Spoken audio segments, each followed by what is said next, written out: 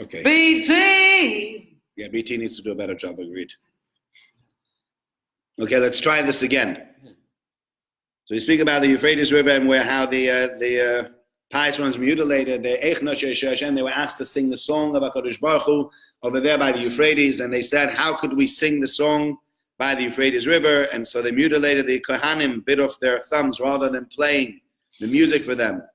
Pachat Chet Shiloh, the dread of the sins of Shiloh was swiftly fulfilled.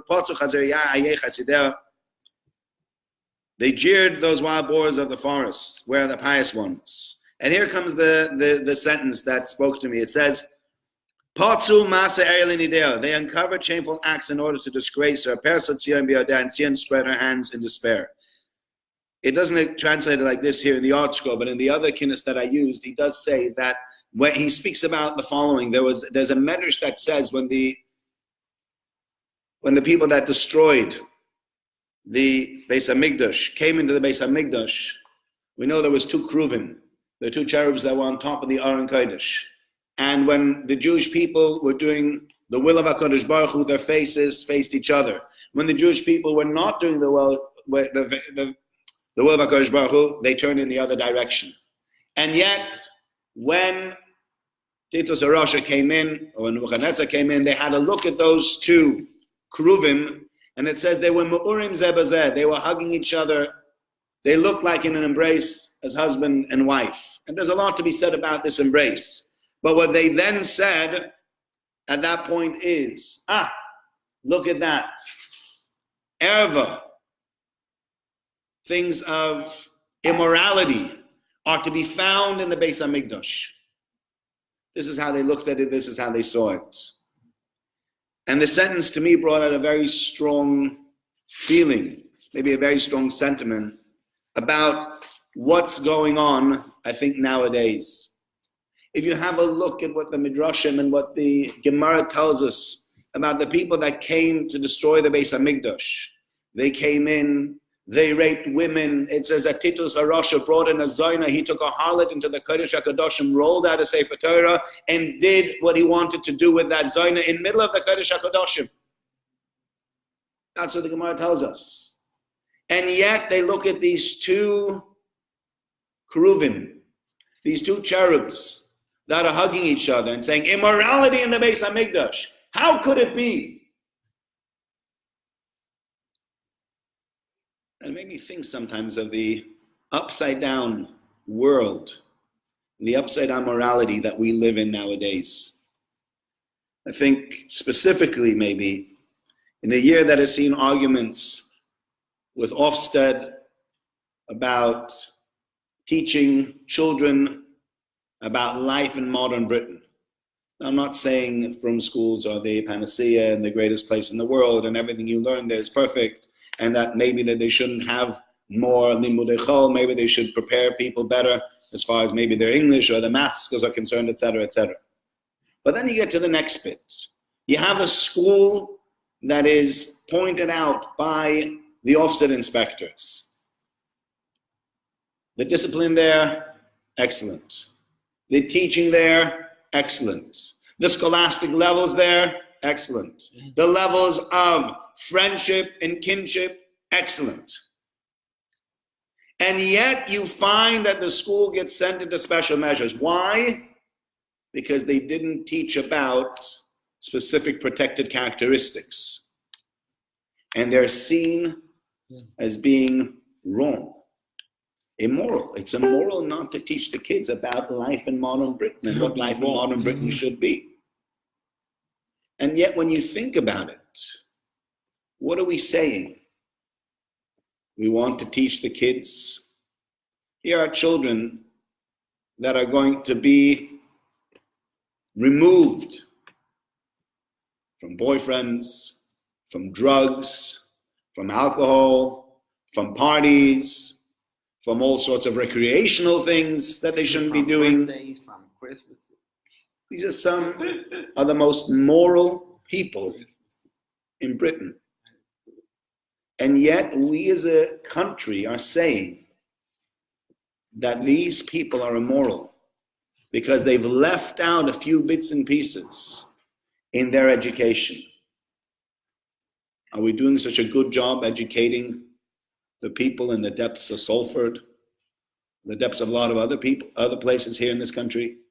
I remember when I came here, especially as an American, you think people always make this fuss about British people being very proper and everything. And yes, they are very proper. On the other hand, the amount of people that I have met, Manchester is not a haven of proper people. Let's put it that way. Going around, I'm not talking about our community, but going around and seeing what's going on. And, it was mentioned yesterday maybe by Rabbi Shaw, Love Island. You look at things like the Jeremy Kyle show that get millions of viewers. That's what we're proud of. That's the modern Britain that we're saying we want our kids to know about, and that the kids, if they don't know about it, girls were asked, do you have a boyfriend? No, why not? That's their morality. We should allow them to have that morality. And this is one of the first things I think that when we read about the Kinnos, one of the first things that we bemoan, one of the first things that we look at and say, this isn't right. Can we be better? Sure, we can be better. But in this Golus, so many times, again and again, the aggressors have become the ones that the world lauds.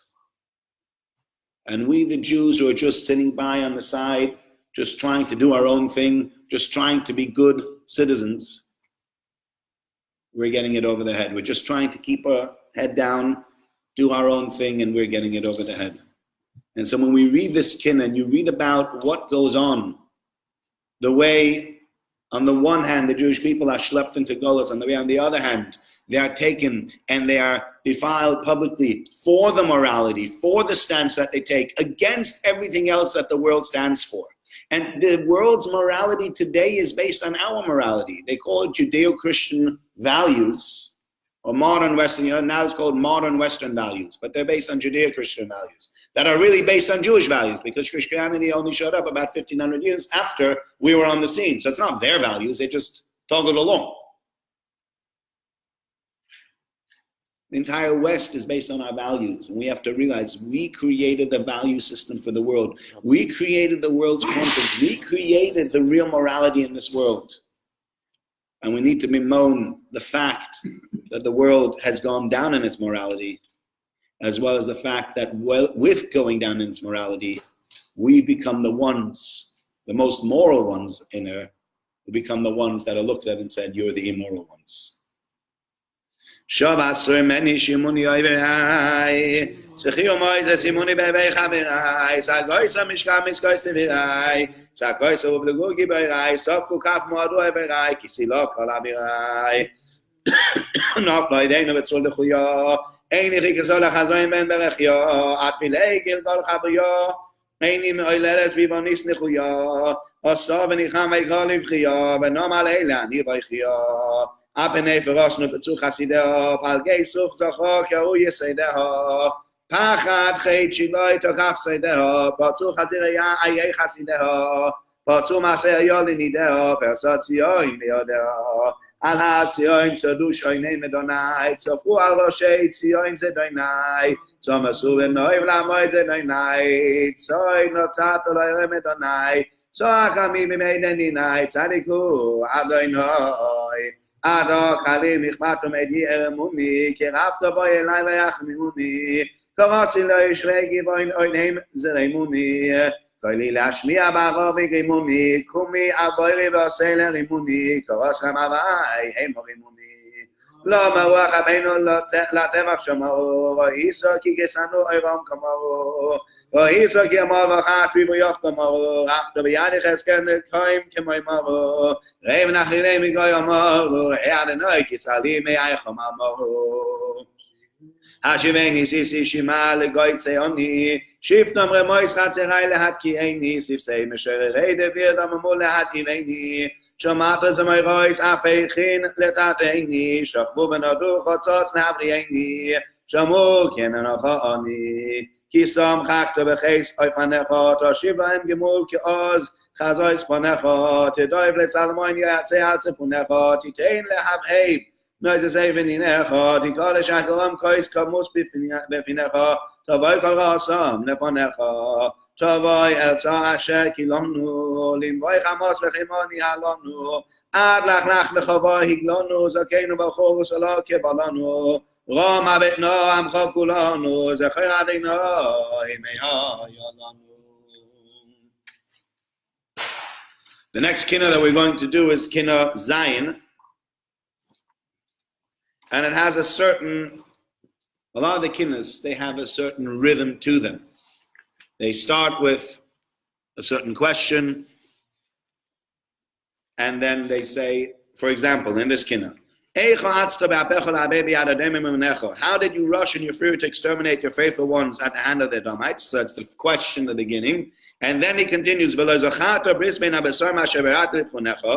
you did not recall the covenant between the parts, which you selected to those whom you tested, meaning Abraham Avinu, and therefore we say, so we always say, and therefore we say, Hashem, remember what happened to us. And then it moves on again. How did you reproach with rebuke to exile at the hand of the haughty ones those who you had once redeemed? That's the question. You don't remember the ligas diluk derech, and you do not recall the contraction of the road, meaning going quickly, which you had shortened for your flag-bearing tribes, meaning the shiftei car that went through the midbar of the chayin diban, and therefore he says,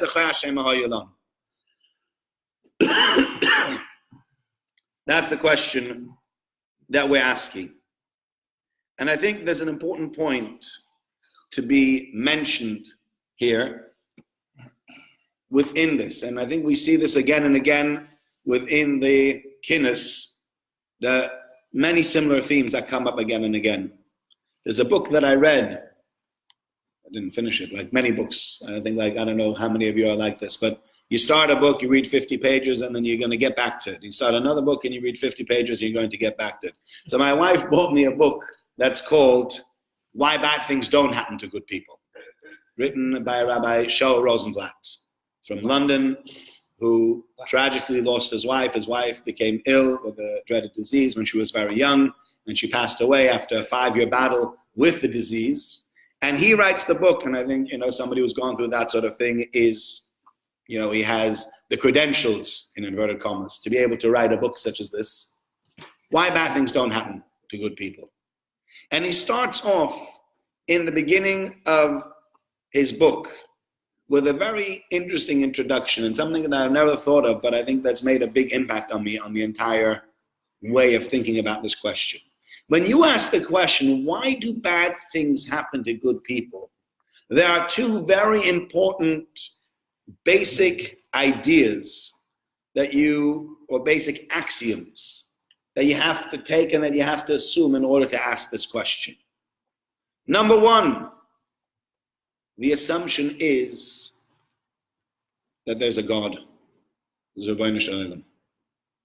Because assuming, chas v'shalom, that there wasn't a God. So if I ask you a question, if you ask the atheist, why do bad things happen to good people? What's the answer? Tough luck. Yeah? Like, why do people win the lottery? Random. Why do people lose in the lottery of life? Random. Sometimes you can win £1 million and buying the right ticket in the Euro Millions. You can lose whoever it is or whatever it is. Random. It's all random. Can't ask the question. You can ask the question, you'll never get a serious answer. What kind of serious answer can there be to a world that doesn't have a God? There's no serious answer to say, yes, it happened because. Well, because of what? There's no real reason. Nothing's leading this. It's a whole bunch of atoms that bumped into each other that, quite fortuitously created us. And now the world is just in a free fall and it spins around and you can't ask the question. And question number two, or axiom number two that you'd have to assume to be able to ask this question is that you're dealing with a just God and with a good God. Because if you assume God is that frowning face up in heaven that so many of us sometimes think about HaKadosh Baruch Hu as, he's that frowning face in heaven that's looking down upon us and just saying to himself, one of these days for that Lashon Hara, you're going to get it so bad. Yeah? One of these days, but you're not davening, am I going to turn your world upside down? If that's what God has become to us, he's just that frown, that scowling face that just waits to see if I can get rid of some of my anger. He's this like pent up anger in Shemayim that once in a while goes poof, and somebody gets it over the head. Who's somebody? Whatever. Today I felt like it's you, it's you. Tomorrow I feel like it's you, you'll get it.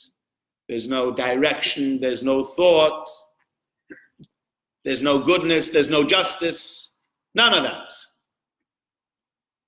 Then again, you can't ask the question, why do bad things happen to good people? Do you know why bad things happen to good people?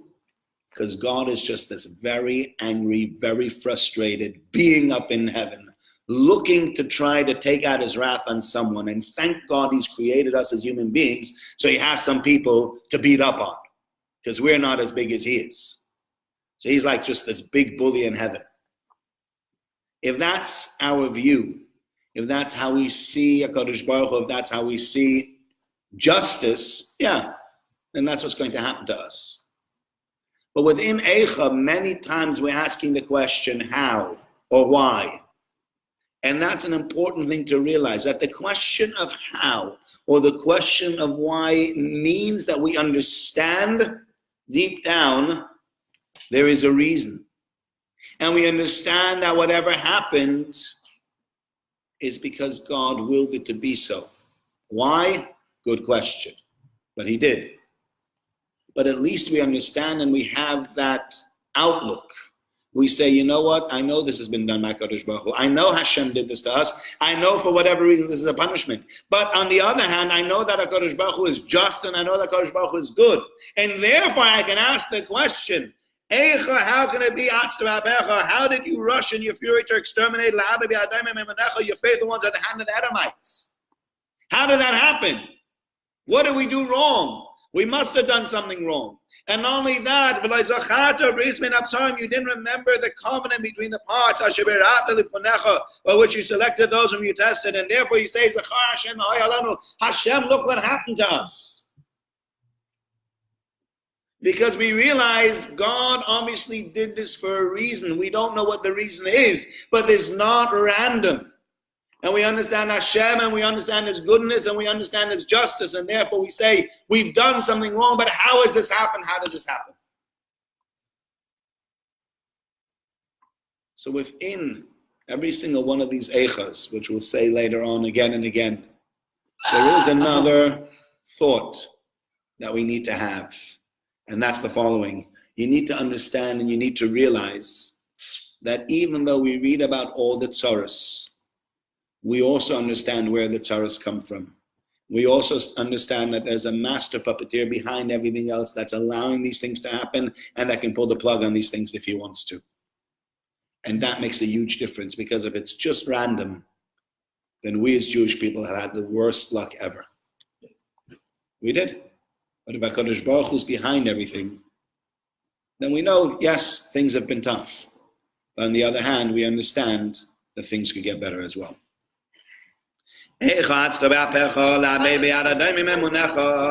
ולא יזכרת בריס מן הבשר מה שברת לפניך וכן ביתינו זכר אדוני מהיולנו איך הגעת בגרסך לגלויס ביד גאים גאולך ולא יזכרת דולקת להתגולך וכן דיברנו זכר אדוני מהיולנו איך הגעת בגינך לעדוי ביד היללים אמינך ולא יזכרת ביות וסס אשר ביאת ליפודך וכן בקויננו זכר אדוני מהיולנו איך זנחת בזעמך לזלזל ביד זרים זבולך ולא זכרת חיסון חוקי חרב אשר חוקקת לך מולך וכן חיבינו זכר אדוני מהיולנו איך טרחת בתוכך לתרוף ביד טרפים תלך ולא יזכרת יקר ידידוס יוישה שהחת ליודעך וכן יולדנו זכר אדוני מהיולנו איך כיוונת בחסך לחלוץ ביד כפירים קמך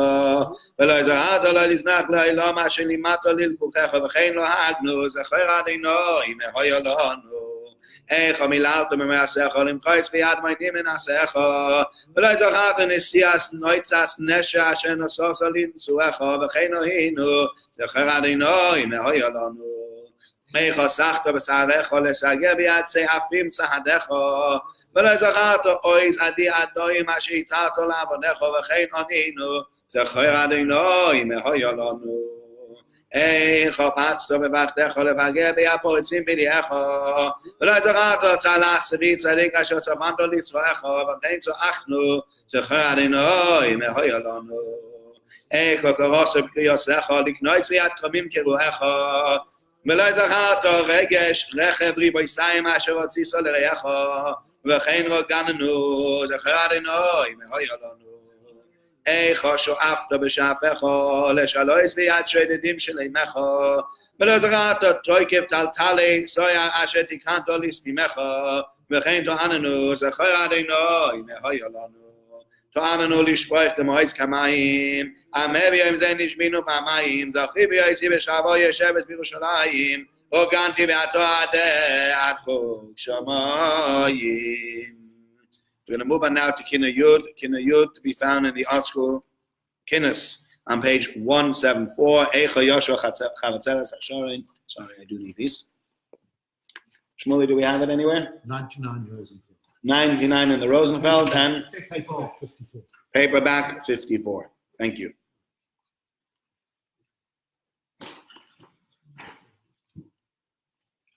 Eicha Yoshua Chavatzeres Hashorin B'domam Roi Mipi Neise Aron.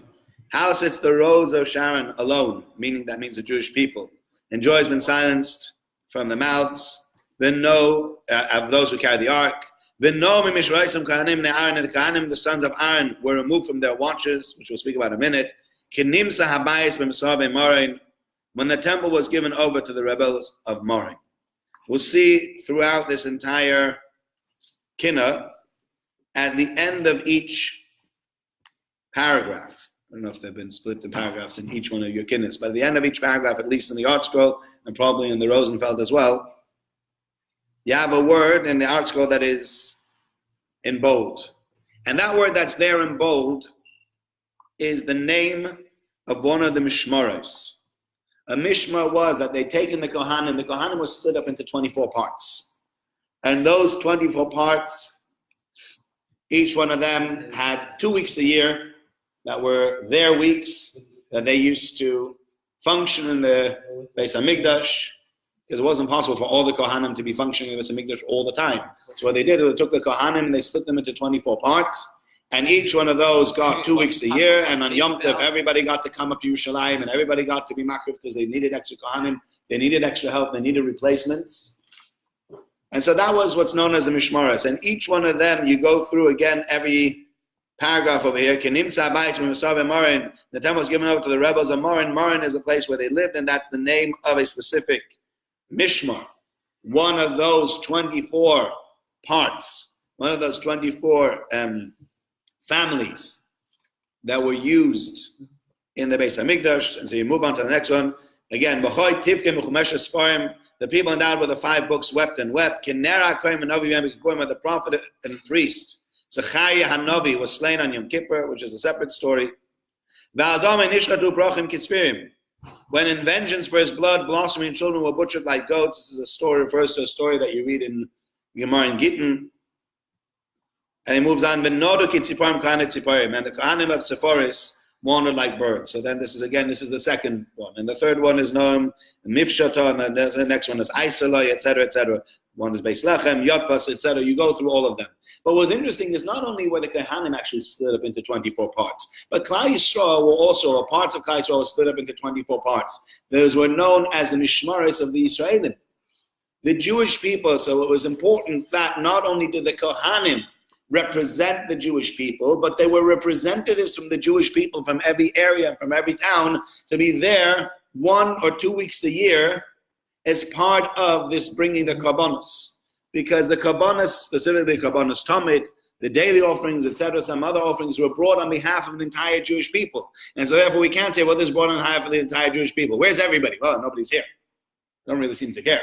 So we split up parts of the Jewish people into 24 parts. And we said that every part, and they used to come to Yerushalayim, and they used to have certain tefillas they used to say, and the laning was a certain way. There's a lot of discussion about the Mishmaros in the Gemara, exactly what they did and how they did, etc., etc. But everybody in the Jewish people had a part to play within this. And I think this Kinna is very important in teaching us that all the Jewish people, everybody has a part to play in every part of Yiddishkeit.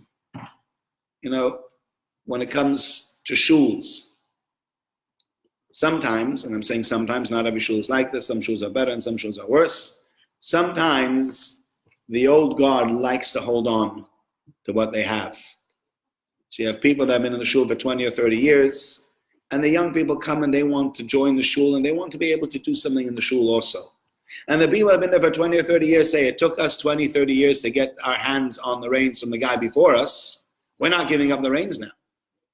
But you know what ends up happening? The young people go and do what? They make their own shtibel. They make their own shul, that's fine. You guys don't want to give up the reins? That's okay. But we want to have something to do with the shul. We want to have a say in the shul. So you know what we do? We make our own minyan. And when that minyan becomes entrenched and you have people in that minyan that become very, very greedy or grabbing onto power, they'll have another split.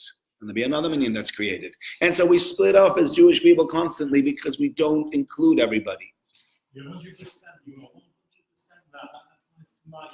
It applies to many shuls. It applies to that many shuls. I wouldn't point to one shul in specific and give them the blame. I think it's fair for us to realize that this is a phenomenon throughout the Jewish people. It's happening everywhere.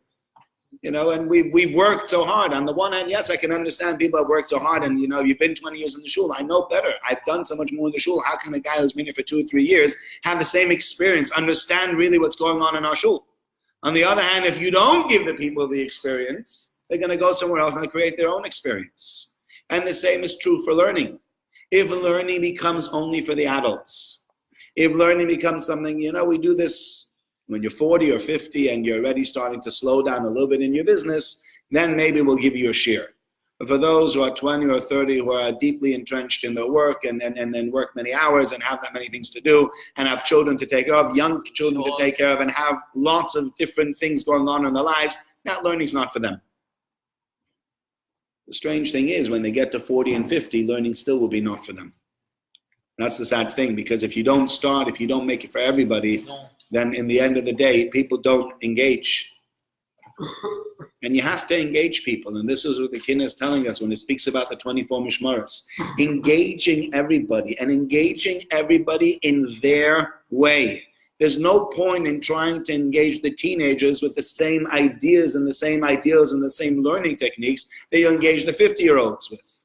Because everybody will be different, and everybody will learn differently, and everybody will have different ways of being able to be communicated to. And if we don't include everybody, this becomes very, very difficult. And I think part of what Anglo Jewry in general struggles with is the moving on to the next generation. Because you start off maybe 2 or 3 generations ago, you had lots of people that were very traditional. And they came quite often to shul, maybe every day, for sure every week. And their children probably carried on the tradition, not bad, from what their parents did. And their children, starting to flounder a little bit, but their children probably don't come anymore at all. Because they've not been engaged. Because we've gotten stuck in 1920 or 1950, keeping things where they are and not trying to bring people in. And just thinking that we will self-perpetuate. Because the generation before us, all the kids went with their parents, and generation before them, all the kids went with their parents. So why not in this generation? All the kids will just come along with their parents, and the shuls will be full, but they're not. And so the question is, you need to learn to engage everybody. And that was what these mishmaros were all about. It's not only in getting all the koyanim to come in, it's engaging Klal Yisrael, and every part of Klal Yisrael had to play a part and had to come up to Yerushalayim, had to take off 2 weeks a year to understand you are part of this entire picture. You're not ignored. You're not a nobody. This is important. I had a fellow say to me, could you come to my school I didn't end up managing to come. Could you come to our school and could you teach a little bit about the Beis HaMikdash? I said, why? He said, because, teenagers today find it very, very hard to connect. To connect specifically, and I think of all the things, it might be easier to connect with Pesach or easier to connect with Sukkot, because Sukkot is Geschmack, You go out and maybe in Manchester it's a little bit more complicated considering the weather. But I remember when we lived in Eretz Yisrael, it was nicer going outside in the sukkah than it was sitting inside at home. At home, it's hot and it's stuffy, and you go out into the sukkah, and it's just that September to October, and it's breezy and it's not hot. It was nice to sleep in the sukkah. It was nice to eat in the sukkah. It was nice to sit and learn in the sukkah. It was just beautiful. You didn't have to constantly worry about sukkah roofs and other things. So it's very easy for people to get into the field, for people to feel part of sukkahs. Tisha B'Av is much harder. Try to get people to feel pain. Try to get people to learn about what it means, what Agolus means. And yes, there are many organizations that do in schools, etc. And, it's not only Aish that takes people. Lots of schools take people nowadays to Poland. And it does an amazing job because it gives people an understanding, because you talk about it and you talk about it and you talk about it. But you can talk till you're blue in the face. Take someone to Poland. Show them Auschwitz. Show them the gas chambers. Show them the barracks. Show them where their grandparents had to work and had to try to sleep on these terrible things. And then people suddenly understand and say, wait a minute, now I understand it. The problem is that in and of itself is not going to create a generation of people that are going to be, observant. Don't think you can take people to Auschwitz and this is how we're going to perpetuate Yiddishkeit. We don't perpetuate Yiddishkeit by showing people Auschwitz. It might be a wake-up call. It might give them an understanding you're part of something much bigger than yourself. But what this kin is talking about is real engagement. Bringing every single part of Klal Yisrael together.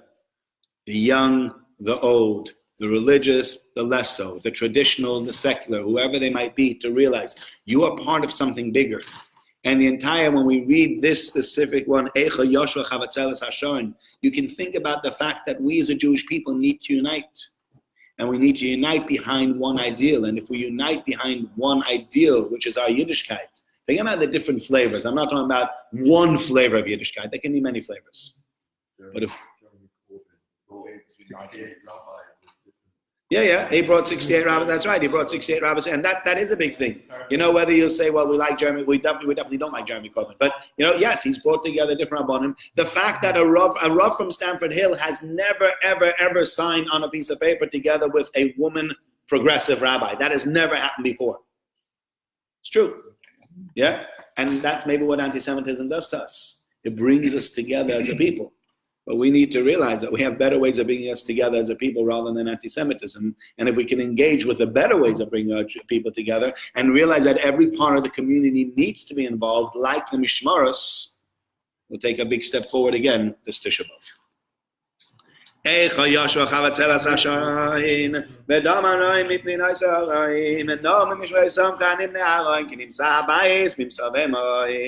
בחויסיב כמחומש הספרים, כנר הקראים ונביא ביום הכיפורים, ועל דומי נשלטו פרחים כצבירים, ונולו כציפורים, כעני ציפורים, כל סומי ארצו קלו מקושתו, בעבוין מסויס ושמיתו, ובמשפטים ושפטו, מדיו חופשתו, משמרת נפשתו.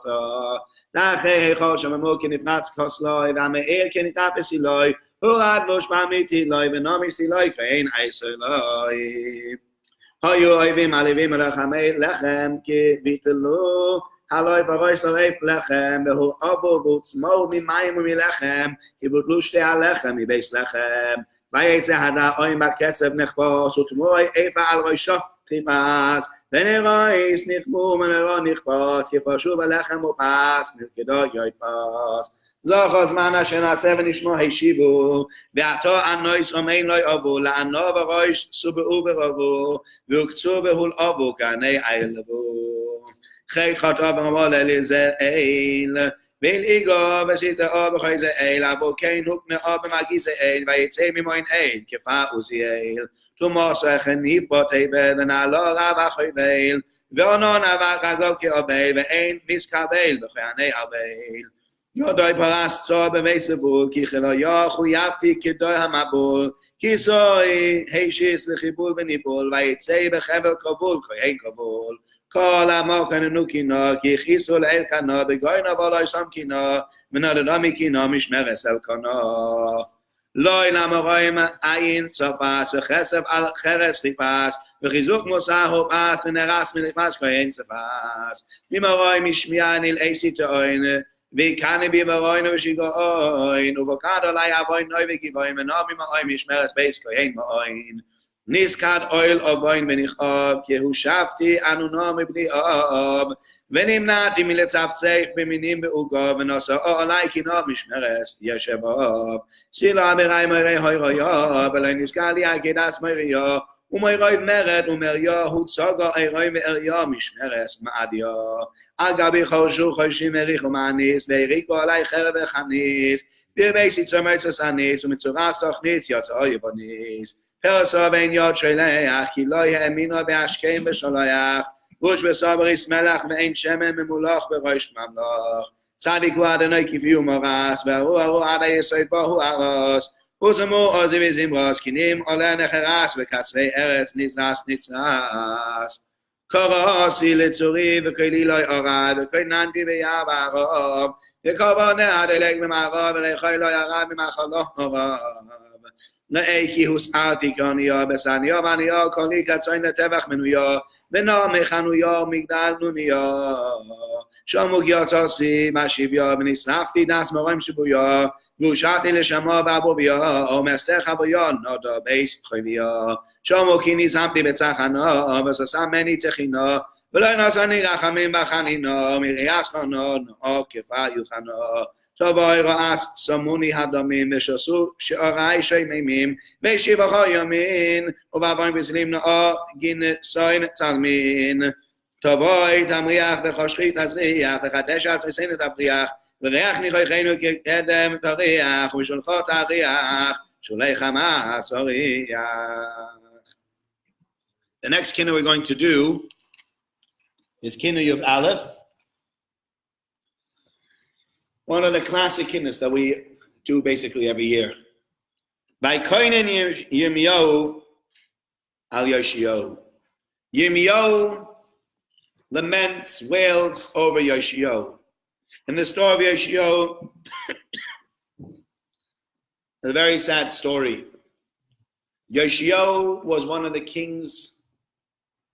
They had killed out his entire family, and he was hidden in the Kodesh HaKadoshim, and he was brought out and he became the king. And after he became the king, there was no Torah learned whatsoever. None. I mean, if we think that we have it bad, you look at that generation, they brought out the Sefer Torah, they weren't sure what the Sefer Torah was. They found the Sefer Torah in the Kodesh HaKadoshim and they brought out, let's see what it says. It's like, some kind of artifact or something. And they opened it up, and when they opened it up, they found that it said over there, it opened up to the Torah, to the rebuke in Pashas Kisavai, and there are different oros, there are different curses that are given for different things. And the final one is oror cursed, the one that will not keep the words of this Torah to do them. And Yoshiyahu reads these words. And Yoshiyahu yells out, he says, Aleinu lahakim. We need to keep this. We need to make sure that this happens. And Yoshiyahu creates the revolution in Tshuva that nobody's ever created before, nobody ever created since. He went out and he changed around the Jewish people, and he got rid of the Baal and the Ashtaras. They got rid of the different Asherah trees and the different Avodah Zaras, and he made a whole change in Klal Yisrael. The change in Klal Yisrael was unbelievable, and people kept the Torah openly. speaks about in the kin over here what people were hiding. You were hiding an avodah zarah behind the door. And so that when they came inside and they looked, the door was open, they looked around, avodah zarah here, no avodah zarah, they closed the door, and there it was in the back of the door, hanging on to the back of the door. It's interesting to think that they got fooled so many times by the same trick, but that's a different discussion. It might not be exactly that way, but I think within that there are many lessons to be learned, even of people who on the outside look one thing, on the inside is something totally different. But that's not what we're going to discuss today.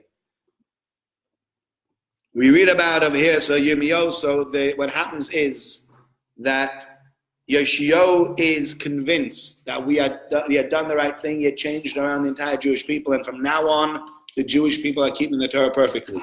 And it says in the Torah that if you do what you're supposed to do, it says,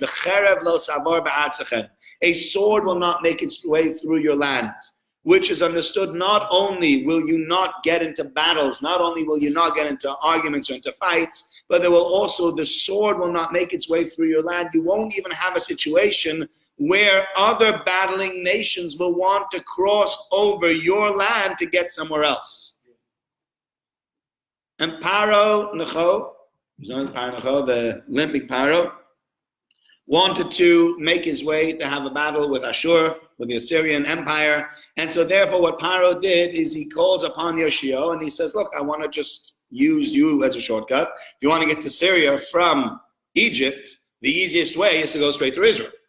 That's probably the only way, unless you go through the Sinai and the long way, but he doesn't want to go the long way. He says, do me a favor, we're not starting with you. I'm not fighting with you. I don't want anything to do with you. I just want to go from here to there. I want to cut through. You're back on. Says Yoshiyahu, not on my watch. Says, why not?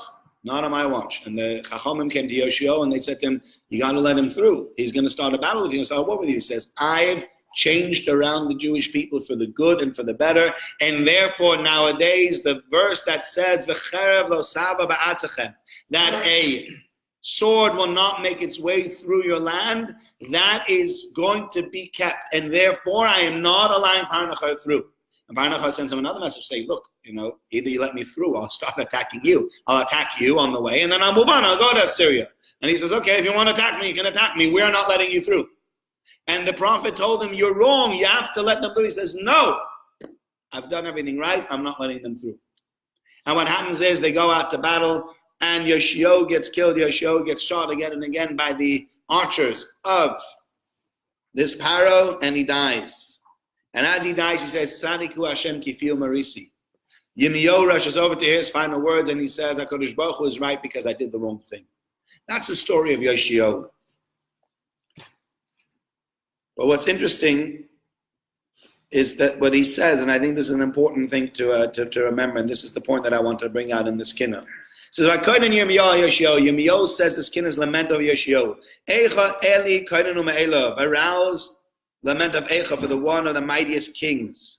Ben Shmoyna Shana Echeli Drosh Melav, who after 8 years began the search for his God. B'nei Cham ba'Avram Chanu Ma'alav, yet the sons of Cham, meaning Egypt, passed through and encamped against him. And none of them, his meritorious, his deeds, were recalled to stand in his favor. He continues as none of the kings who arose to defend against idolatry, nobody arose like him since the time of Moshe Rabbeinu.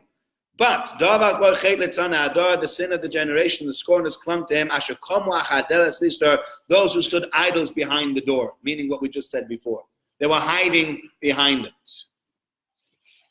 And what spoke to me over here in this kinna, and I think this is an important thing, it says, B'nei Cham ba'Avram Chanu alav, and the sons of Cham passed through him and encamped against him. None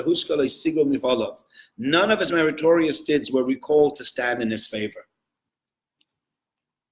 We sometimes think, I've done so much good, I'm untouchable.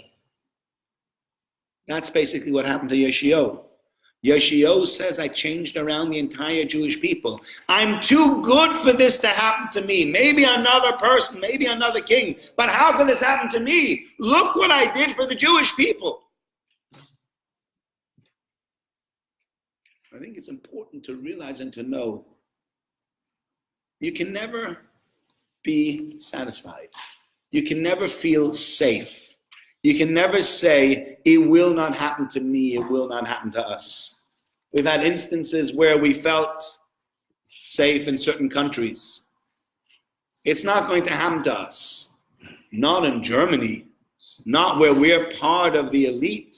Not where we're the most educated people. Not where we're the doctors and the lawyers and the accountants and the business people that will allow us. Nope. Doesn't mean anything.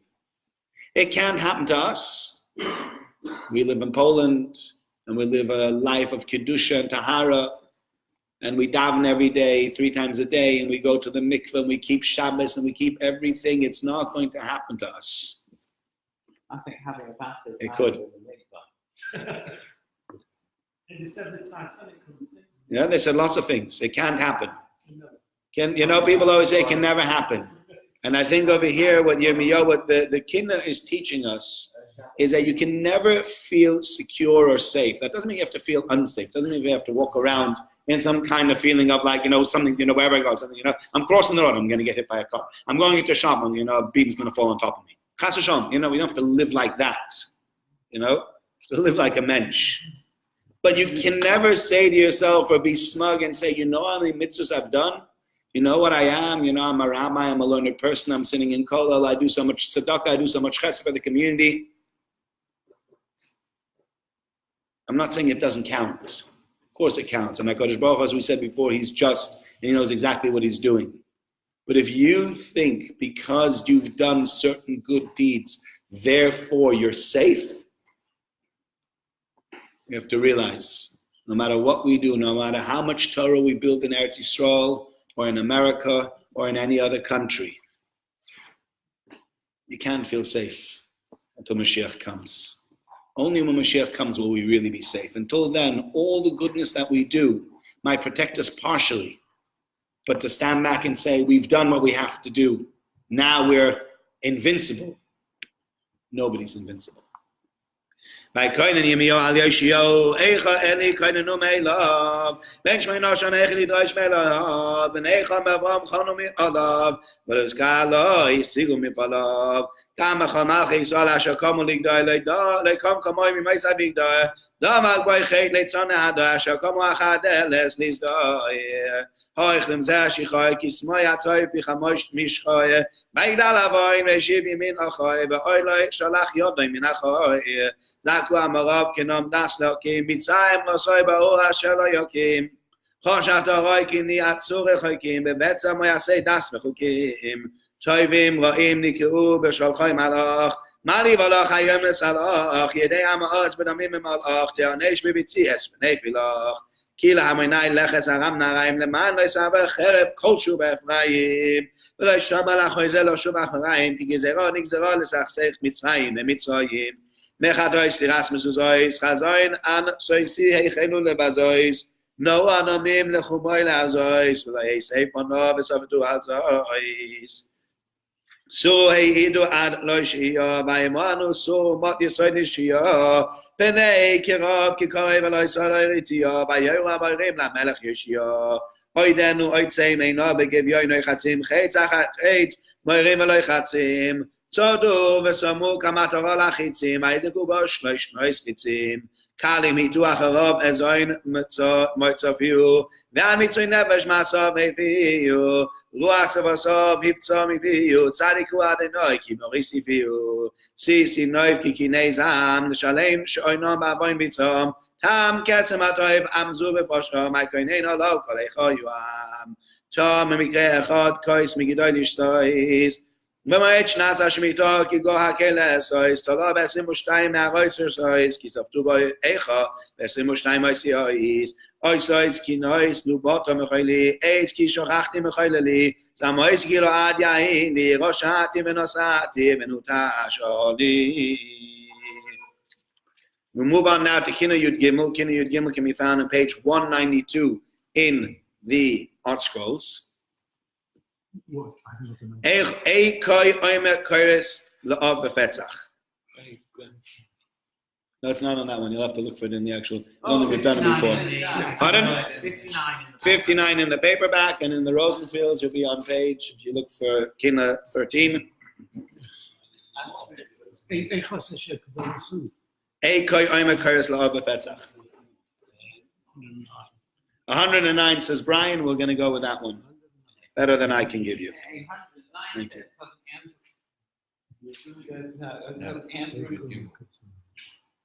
Rabbi say cousin Andrew. Cousin Andrew.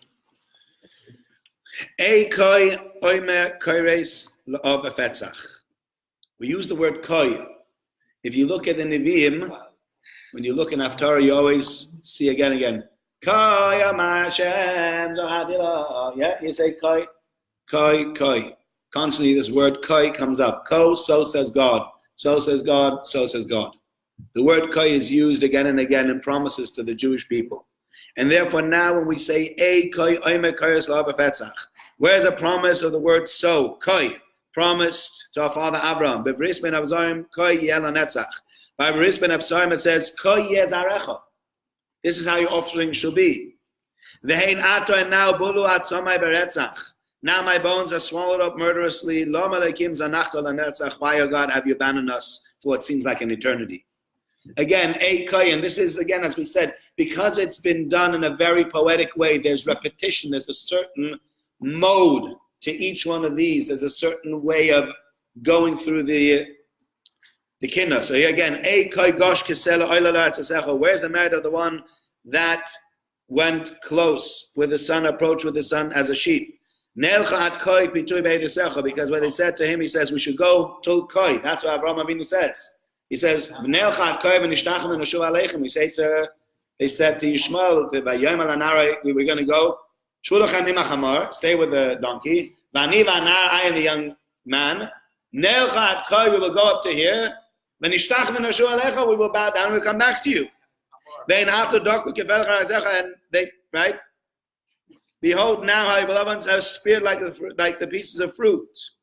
Why does your wrath smolder against the sheep of your pasture? And we continue through it again. How is it?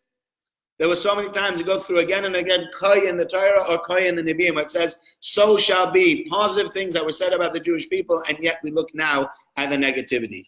And within this, it's interesting because the words eicha can now be spelt in three ways.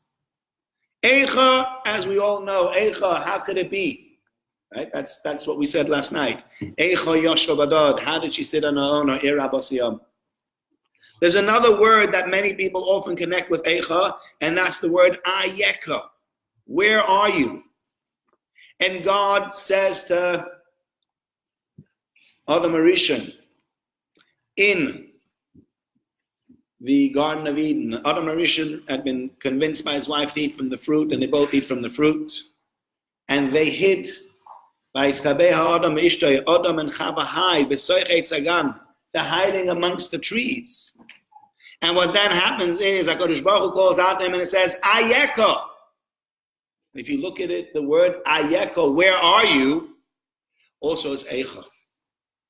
Where are you? What has become of you? That's what he's asking him. And there's a lament in it. So the question is not only Eicha, how could it be? Because but Eicha goes together with Ayeka. You say, how could it be? And HaKadosh Baruch Hu says, where are you? Where are you at? Because the two are come together. Adam Rishon got punished. But it's on the background of Adam Rishon doing that sin. So it's Eicha on the one hand and Ayeka on the other hand. But I think there's a third Eicha that we have over here that that usually doesn't get discussed. And that's this Eikoi. Eicha is not only how could it be, and not only where are you, but if you split Eicha, because the words Eikoi, you put them together and you change around the nekudas, you change around the vowels, you move from Ayeka, where are you, and from Eicha, split it in half, you have Eikoi. Where is Ko? Where is that word, the promises of HaKadosh Baruch Hu? to me it was a very reassuring thing. Because within Eicha, within our lament and within saying, alas, and how could it be, and saying what has become of us, at the same time we also say, Eikoi. There's a promise. Promises sometimes mean nothing. We have people that have let us down again and again and again, and then they promise, but this time it'll be different. Okay. You think, maybe it will, maybe it won't. Maybe you make it up to me, maybe you won't make it up to me. There's certain people whose promise means very, very little. But we know a promise from HaKadosh Baruch Hu is not a worthless promise. There's nobody out there that has the ability to fulfill his promises like Hashem. And I think within Eicha, within our lamenting, there's also a certain part of it that says, yes, it's a lament. But on the other hand, we realize that there's a certain amount of comfort we can take in that lamenting as well. Because whilst it is Eicha, whilst it is, how could it be, we also say, but there's a promise. How could it be, God? You promised us. And God says, yes, you're right. I promised you. And at one point or another, and that's, I think, for us, a tremendous amount of nichum.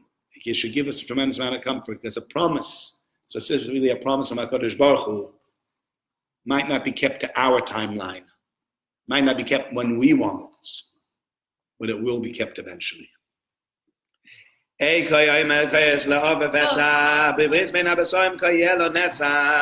והן עתה בולעו עצמי ברצח, לא מלאים זונחתו לנצח. קוי גוש כסלוי, לא לרצוי סכו, נלכו עד קוי פיתוי בידוי סכו, והן עתה דקרו כפלח היוסכו, ישן אפו בצוין מריסכו. קוי הפתוח עסקודים נקודים ממסויס, אם קוי אמה, קוי יוחש אויס, והן עתה ביקחתו עיר מלאות ישועיס, הורים עופר מחו למשועיס. קוי זומר רק מצרי בגן נעול בקוידש, ויבן קוי וחוי חוסם עד אז קוידש, ואין עתו חלקו מוכל קוידש, כל הרע אויב בקוידש. קוי טוב כשולח כאויל עבדך, קוי שמה לשלח לעובדך, והן עתו יושבו בגידים מבייס ויודך, שואגו צורריך בקרב מידך. קוי כריסוס חדשויס וריסויס, וקוי אמר כחצויס לילה במבשי אויסויס, והן עתו עקו מנעליהם לאסויס, שומרו אויסויס אויסויס. קוי משמע ומוישה עולו, קוי שמה לנבס מייס מעולו, והן עתו נעשו בני עבלו, יבודה כמביא למעלו. קוי שיח 60 אויסויס הקידומויס, קוי סבוכו ל60 גיבורים דוימויס, והן עתו עוסקו רדומויס, וסבוך עץ קרדומויס. קוי פוץ לו קוי עמו ורך עם קדושך, ושוב וחוי סדבר הוא מעליק קדושך. והן עתו צאו על עיר קודשך, שלחו בו אש מקדושך. קוי כי חסבים שלמך, קוי סעשה להם לתערום לבייס עולמך, והן עתו רעשו והרעישו שמך, לארץ חיללו משכן שמך. קוי שבעת שברויס ארץ, קוי סעשה 6 ימים להפיל חיימו לארץ, ואין עתו שוערים טבעו בארץ, שרפו כל מעדי אין בארץ. קוי תשועי ששו מיועצו, בכל יומה אשר לחוזים נוצו, ואין עתו תובחו ברוחי בחצר, עד מוסי אלוהים יחורב צור. Okay, we move on to Kinot Zayin.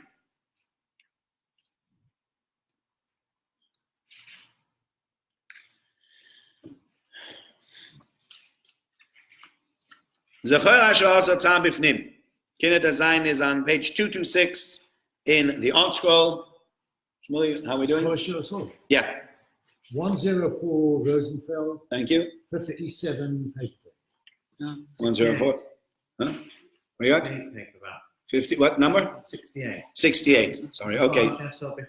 Yeah, Zechor Asher Asa Tzam Bifnim. That's right. Zechor Asher Asa Tzam Bifnim. Okay. What should I change that? What did you say in the okay, different ones have different. You know what, Shmuley, we're not gonna. It's 111.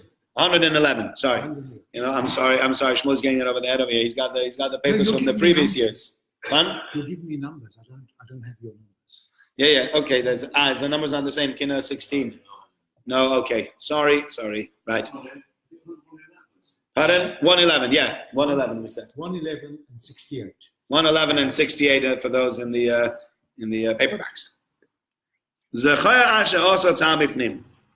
We now move on to the second Beis Hamikdash and we discuss what Titus HaRasha did inside. Shalach Charba, he pulled out his sword. Came into the Holy of Holies. He struck terror throughout the land of our heritage when he desecrated the showbread.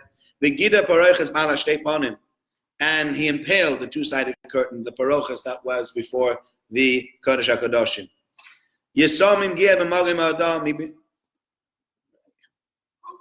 He besmirched the orphan nation with a red-blooded shield and measured them for death along a blood-red line. He muddied our waters and inebriated his arrows with blood. He emerged from the temple with his blood-soaked sword. And here we have the discussion of a lot of the things that he did. He speaks about he ran into Beis Hamikdash. The next paragraph tells us he was very haughty. And he says, Mitzrayim im bom gavah. He might have managed against the Egyptians. They weren't strong enough. But I shall rush with a haughty neck within his own desirable temple. I'll just go into the Kodesh and do whatever I want to. Yeah, maybe the Egyptians weren't strong enough, but we, the Romans, we're not like the Egyptians. The Egyptians were weak. We're strong. And he says, it continues, our forefathers, if they brought not of an avihu, they brought a fire, an alien fire inside, and they got consumed by it. This one brought in a harlot into Holy of Holies, as we mentioned before. Nothing happened to him. A slave nation stoked the flames within it. Why upon this house of God did he send down a fire from high? But one of the sentences in this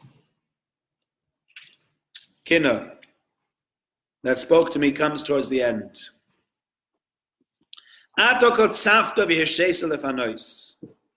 You were enraged, you allowed them to empty the temple of its contents. To move these children away from them. Why do you allow the nations to gather against me and ignore my offering, paying no attention? Send the children away to the land of woods and 3 ships. Ato kotzafta, you are Kodesh Baruch Hu. We realize, as we look through the entire thing, we still say, Ato kotzafta, you got angry, and you allowed. How do all these things happen? HaKadosh Baruch Hu, we say HaKadosh Baruch Hu has in a way given permission for these things to happen. Why? Again, as we look through our history, we see so many things happen, and you ask yourself the question, why? Why? And maybe you can say why, maybe you cannot say why. You definitely learn lessons from it. The why is a much more complicated question to ask. But what we do have to realize is, HaKadosh Baruch Hu has gotten angry at us, and HaKadosh Baruch Hu has permitted this to happen. HaKadosh Baruch Hu didn't want to allow it to happen, it wouldn't happen. And it means that if HaKadosh Baruch Hu allows it to happen, then he can take away the permission as quickly as he's given it. Sometimes you give permission for certain things. Yeah, can I do this? Yes. Your kids ask you, can I go? Whatever it is. They go somewhere, but don't do X, Y, and Z, and they do it anyway. So what do? You make a phone call and say, come home now. I heard you're playing, and I told you weren't allowed to play on the road with your friends. You're playing on the road anyway, come home now. I told you not to ride your bike without a helmet. You're riding your bike without a helmet anyway, come home now. But you said I could. I did say. I said you could go out. Your bike without a helmet. I said you could go out. That could happen. But I also gave you rules for it. You stick to the rules, great. You don't stick to the rules, I take away permission. And I have every right. As much as my kids argue with me, sometimes, we say, okay, now that's it, finished. Say, but you said, yeah, I did say. But you didn't keep to the rules. If you don't keep to the rules, then I just rescind. And the same thing is true of here also. When we look at anything any tzara that has happened to us, Kodesh Baruch Hu has allowed it to happen. But within that, on the one hand, you can feel very, very lost and alone. On the other hand, you can also feel a certain amount of comfort. Because in the same way He's allowed it to happen, within any moment, He just change His mind and disallow it. And that's what we're waiting for, and that's what we're praying for.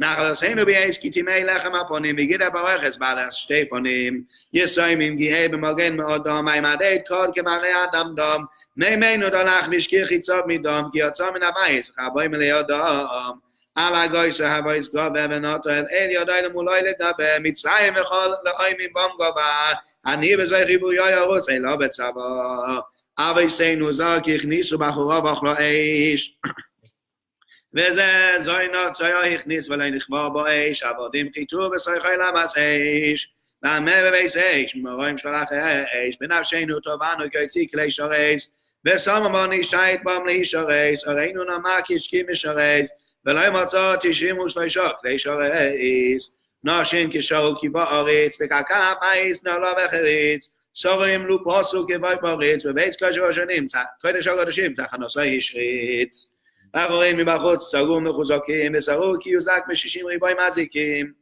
זקנים נבעשו גירשו משחקים עשו את רצונוי ועושו בזיקים שוב עשו יתן ויבוא יד מוין ויסבם חיימו ויבואס המוין נופלו יבוא עניני ביצלח לוס ועמוין עד כינותש מדויק המוין הבצר הבייס החל הבוי ביד הבור ראשי תפסרוב לאחרי בוי הצד מערבי לזרע הסרית בוי ולצוג אחר גוסנו ולא ירוב ריבוי עתו גוצבתו שיסו לפנוי שילודים השם בכל משום נפנויס לא מרוגשו גויים ולא ישעתו על המלכו בנויס ושילוחו מארץ חוץ ושלוש ספינויס השיבנו שיבאו כבואו בנבחי יום ושיתפו עצמו מאחר בנפוי ביום שיב את ישבחו שררו כעל יום יהלך הרגנו במצולייס יום כי סומייס בואו עד נפשם כל זויס ועשם ולא שכחנו חידו לממשון תקבע סום נסונו משיב מבשון ובסקוי נשמעו רע לא מסישם.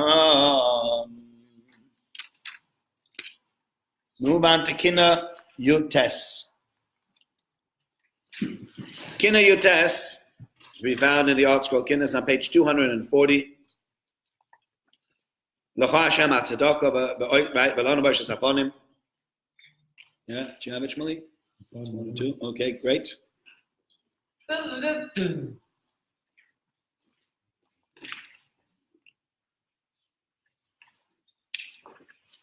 Have it? Do you have it in the? Pardon? Miss out 2 kinnis and you'll get there.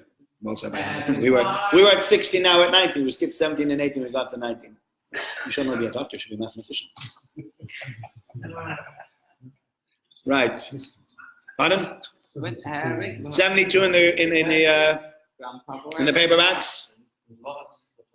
Yeah. 123. 123 says Shmuley. Kuf Lamed Hey is not 123. Okay, but nobody has yours. Just Ian made the announcement of his own kinnis just for his own good. Thank you, Ian. You just want to know that you found it. Right. This one follows, as you said, we have patterns. This one follows the following pattern. L'cha Hashem tzedakah. We know l'cha Hashem tzedakah v'lo noishas haponim. To you it's the tzedakah, and for us, noishas haponim. We say that every year by slichas. Very moving thing that we say right at the beginning of slichas. L'cha Hashem tzedakah. You, HaKadosh Baruch Hu, to you is justice, to you is righteousness. V'lonu noishas haponim, and to us, we are shamefaced because what we did. And here we go through a kinna that follows the following pattern. The wondrous signs we've displayed from then until now. But we are embarrassed because you are the trials which you sought to refine us, but as a result of our failure, you despised us. So who took us from nation amongst nation with miracles. And from And ours is a shamefulness because with the hypocrisy to be found within us as we emulated Egypt's abominable deeds. Etc. Etc. Etc. We go through the whole thing.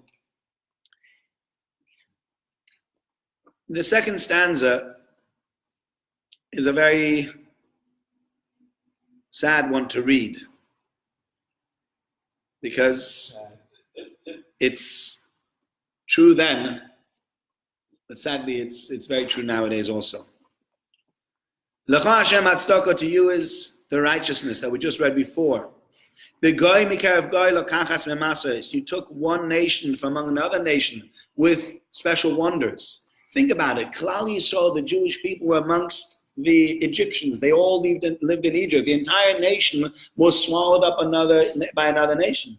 We just read that today, right? Kishana, right? You're going to ask the days before you, and the question is, was there ever Hashem, right? The Akash Baruch come lokachas loy goy mikarev goy, to take one nation from amongst all other nations. The masos, the oisos, the mechama, the yochazakos, and tuya, etc., etc. Akash Baruch took us out from amongst the Egyptians with tremendous miracles. So you'd expect, we lived amongst the Egyptians. Things were awful amongst the Egyptians. And Hashem came and he took us out from amongst the Egyptians and he told us what to do and he gave us a Torah and he said, this is what I expect of you.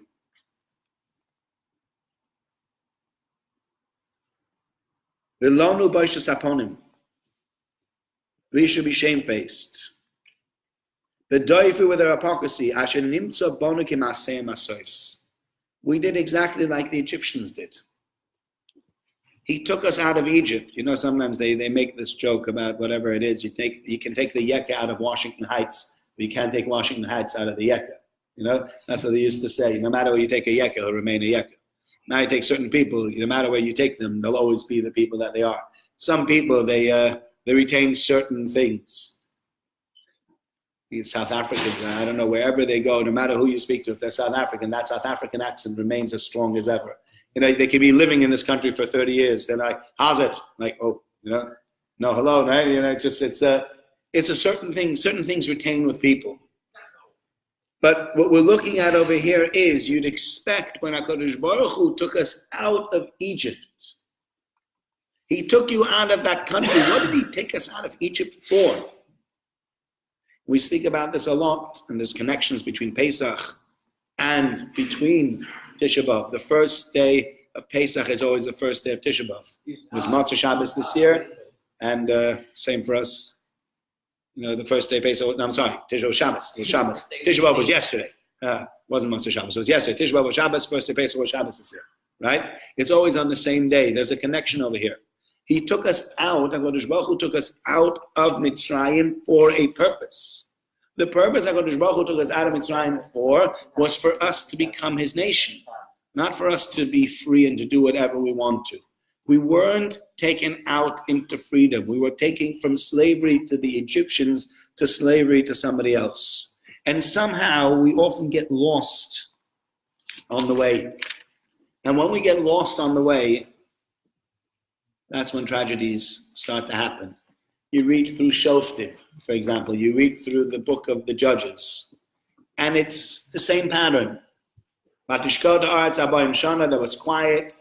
Then the Jewish people start serving idols again. Things go wrong. Things go in the wrong directions, etc., etc. And then a shofet had to come, and he brought the Jews back to Tshuva, and he fought the battles. Then it was quiet again, and the Jewish people, after a certain amount of years again, they started serving idols. Things went wrong. The shofet came forward. He fought the battles. They win. Again, and that's literally, you look through the Sefer Shoftim, it's about 20 odd prokim, and you find the same story 5, 6, 7 times within 400 years, again and again and again. I just don't get the point. And one of the things that's important for us, I know we've been, and I think even Jeremy Corbyn has put this into, this was part of his, what he took out, this double loyalty thing, right? That was in the changes that were made, the anti-Semitism definitions, they took out this idea that if a person is loyal to Israel, it doesn't make them disloyal to England. And the Labour Party, one of the things when I read, I'm not much of an expert on this, but when I read in the articles that I read, they said one of the things that he took out was that idea. Being loyal to Israel is being disloyal to us as a country. And that's a separate discussion. Obviously, it's not true, but it's a separate discussion. But I think the tragedy of the Golus is the constant getting away from Yiddishkeit. This constant, let's run away from this. Let's try to maybe become like the nations that we're in. Let's try to become like them. Let's try to take on their values. Let's try to take on who they are. Because if we become them, then things will be good for us. So many people said, the Jewish people, you know what the Jewish problem is?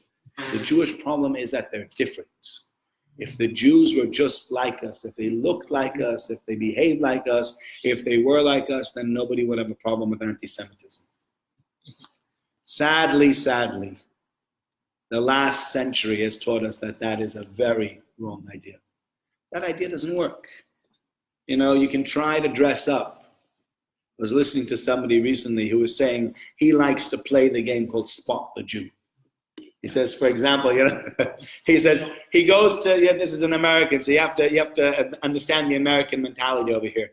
He goes to Yankee Stadium, and there's a break sometimes between, there's certain breaks in the game, and they want to go out and they daven mincha in the middle of the game. It's a long game. A baseball game could take over 3 hours. There's no real amount of time that it takes until everybody's out. That's when it finishes. So they want to play baseball. They're watching baseball, and he says he wants to make a minyan.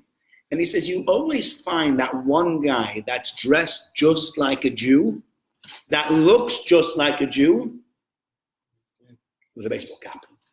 Yeah? And he's incognito. He's trying to blend in.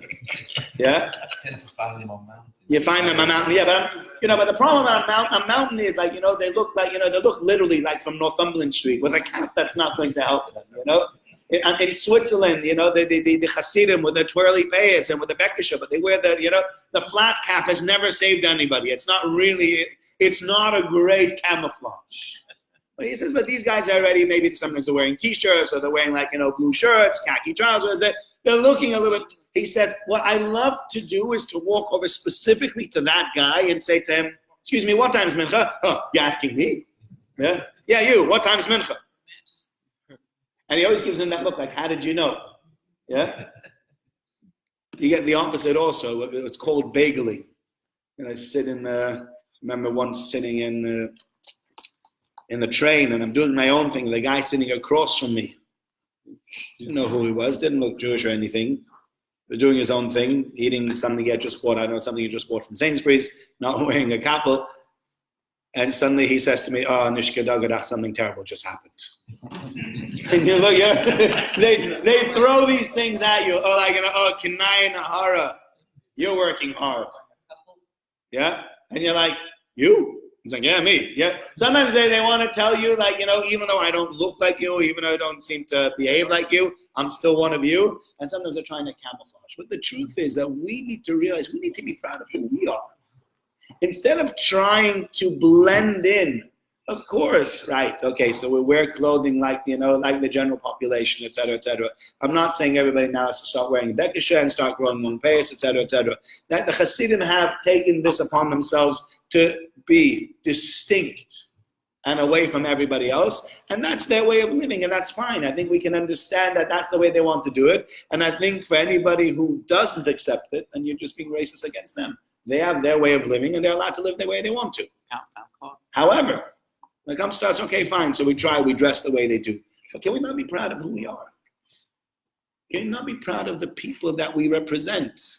Because if we're not proud of who we are and try more and more to become like the people that we live amongst, we lose our identity.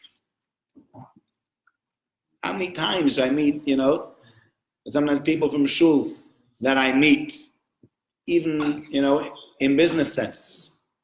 So some of them, when I come into their office, even though they don't wear a yarmulke the whole time, I walk in, some might put on a yarmulke. Some don't even bother. And you think to yourself, look, I understand fine for business reasons you don't wear a yarmulke, you think people will discriminate against you. Maybe they will, maybe they won't. I'm not in the business world, so I can't really give a true comment on it. Maybe you get less clients. I'm not so sure, but maybe you'll get less clients. Could be. And husband. But having said that, at least when I come in, you can put on a yarmulke and say, is it that bad that even when the rabbi sits in front of you, you're worried that, the rabbi's not going to do business with you either if you wear a yarmulke? You put on the yarmulke. There's nothing wrong with it. You can be proud to be Jewish. There's nothing wrong with being proud to be Jewish.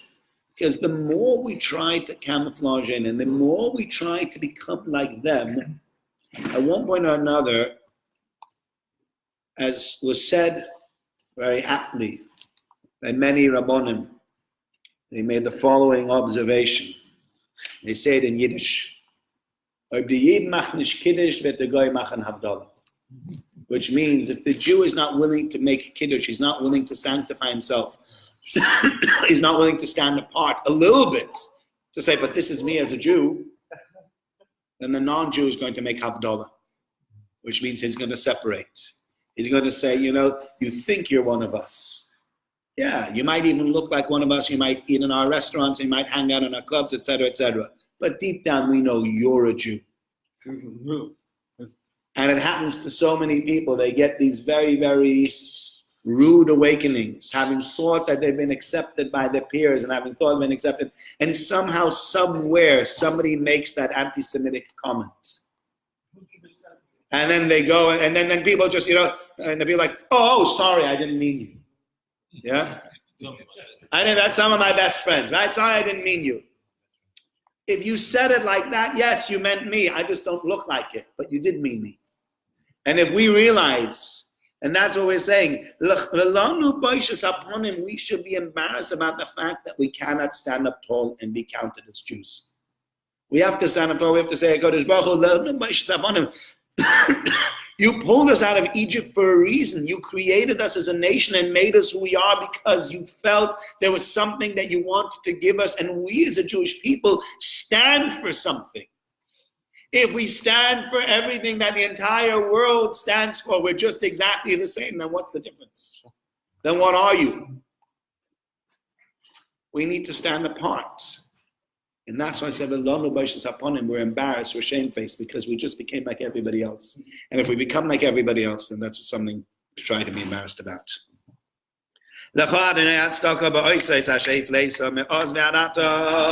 ולנו בישס הפונים בבחינו אשר נצרפנו ביסונו תיאפתו לכהן הצדוק בגוי בקרב גוי לקחתו במסויס ולנו בישס הפונים בדויפה אשר נמצא בנו כמעשה מסויס לכהן הצדוק בלכו אלוהים נקדוש לעם ולנו בישס הפונים ויאמרו על ים סוף גוי ואלוהיו בפרשם לכהן הצדוק בזכר ואתם עדי ואני אלוהים ולנו בישס הפונים באוהבינו אדוני בסין וקום עשה לנו אלוהים לכהן הצדוק בטעם שיטמתנו כצביחיס בדבש ולנו בישלבונים ביום מקרבנו לפונו סלס ושמנו דבש לכהן הצדוק בחיל קודמנו בערב עמוד ענן ולנו בישלבונים בלחם הכלי קלע ושינו בעליהם ברוגנן לכהן הצדוק במדבר לא חסרנו דבר ולנו בישלבונים מניעצויס לבן וחצרס ודזהב קימלו בו לכהן הצדוק בזיכרון ואוי וחומר וחייס כנוען ולנו בישלבונים הפונים באחרון השמועה בחרבלים וצוי מען לכהן הצדוק בפוי אשר פעלת בארבע עשור מוישים ולנו בישלבונים בצלם מיכו כי בוי אנחנו פושים לכהן הצדוק בקימה שילוי בנוי בגיבוינו בישראל עמים ולנו בישלבונים ברשע שנמצא בנו שחרבו ובאמנו נחלמים לכהן הצדוק בשני חרבונוי שחרבו בביצענו ואנחנו קיומים ולנו בישלבונים בשובנו אליך ובכל שתשוב אלינו רחמים לכהן הצדוק בשמש שונה שייסו שנאו כיבושו ונשמה ולנו בישלבונים כסבא איש חמודוי סעתי אלי אוזנך ושמע. Skipping one kin and moving on to Kinnos of Aleph as Alavonim. As Alavonim 248 in the Art Scroll, 74 in the green, in the paperback, and 125 in the Rosenfeld. is one of the saddest kinnos to read about. About the Asar Haruin Malchus. Again, one of those, it's terrible to say this, but we call them classics. But there's one of those classic kinnos that you speak about, that you learn about. Arz Alvanon Adir Torah, the cedars of Lebanon, the giants of Torah, Bali Tzreisim and Mishnah Gemara, shield carriers of Mishnah Gemara, meaning very powerful within their learning. Giboirei Koyach Hamaleh Tahara, powerful warriors exerting themselves over impurity, over Torah meaning. Damam Nishbach Menosha Givura, their blood was spilled and their greatness removed. Hinam Kedoshei Haruge Malchus Asara, behold, they are the holy 10 martyrs executed by the Roman emperors. Val Elani Bechia Ve'eni Nigra. We speak about the 10 martyrs. It didn't happen over a short period. It happened over a period of over 100 years. But the Asar Amor Malchus, the 10 martyrs that came forward, were chosen by the kings. He brought together the Jews and he showed them a room full of shoes. He had found out someone who kidnaps someone and he sells him, gets a death penalty. And he calls them in and he says, I want to know the halacha. Tell me the halacha. What happens if somebody kidnaps someone else? And they said, the halacha is that he deserves the death penalty. Aha. And Yosef HaTzadik, what happened to Yosef? Why was he not punished? And he says, and now what I'm going to do is I'm going to punish you on their behalf. I'm going to give you the punishment that they deserved. And he chose different Rabbonim. You have Rabbi Shimon Gamliel, who was the Nasi, Rabbi Shmuel Kohen Gadol, Rabbi Akiva, whose skin was combed with iron combs. They took off the skin of Rabbi Yishmael because he was so beautiful, and the daughter of this king wanted to keep him because she thought he was so beautiful. He says no. He says, okay, let me at least keep his visage. Let me see what he looked like. So they skinned him alive. There were certain terrible, terrible things that you read about over here. And you read about the fact that these Rabbonim got killed and the terrible tragedy of it. One of the things that we need to think about over Tisha B'Av, and one of the tragedies, Rabbi Shaw spoke about it yesterday, but he spoke about it in a different way. He said one of the reasons the Beis HaMikdash was destroyed is because we made Ketanim like Gedolim. And when he spoke about it, he said, quite rightly, sometimes we take those people that have no education whatsoever within what they're supposed to be teaching, and we make them the educators. We take people that don't know anything, and we use them as our gauge for what Yiddishkeit is or for what Yiddishkeit isn't. That's not possible always to have anybody that's very, very, can't constantly have people that are totally educated about certain things. But sometimes it just gets very ridiculous. I think there's another thing that's here to speak of, that's very important to be spoken about, and that's the lack of kavod rabbonim. Ketanim kigedolim. Everybody's the same. The rabbi, the president, the gabbai, they're all fair game. They've done something wrong, we'll tell them. If they've done something we don't like, it'll end up in the papers. You'd have 2 separate papers that could write all about the different iniquities of all the different rabbonim that they've done. You can read about it from London, you can read about it from Manchester. You read stories. Now again, I can't get into the story. I don't know what the details are, what the details aren't. You read a story, I don't know, Rabbi Chazan was in Australia, he went to Hesped of someone, and he comes back to find an article about him having gone to somebody that turns out was not a good person, or had done things wrong in his lifetime. We've all done things wrong in our lifetime. I end up going to lots of different levias and giving hispedim about certain people that other people would tell me these are awful people. Yeah, so what? As a rabbi, I still go, and I still officiate, and I don't get up and say these are horrible people. And everybody there at the levaya doesn't think they're horrible people. Have they done things wrong in their lifetime? Yeah, but so have a lot of other people. But we battle away at the kavod of Rabbonim, and we battle away at who they are. And the problem is, we're doing ourselves no great favors with it. Do Rabbanim make mistakes? Absolutely.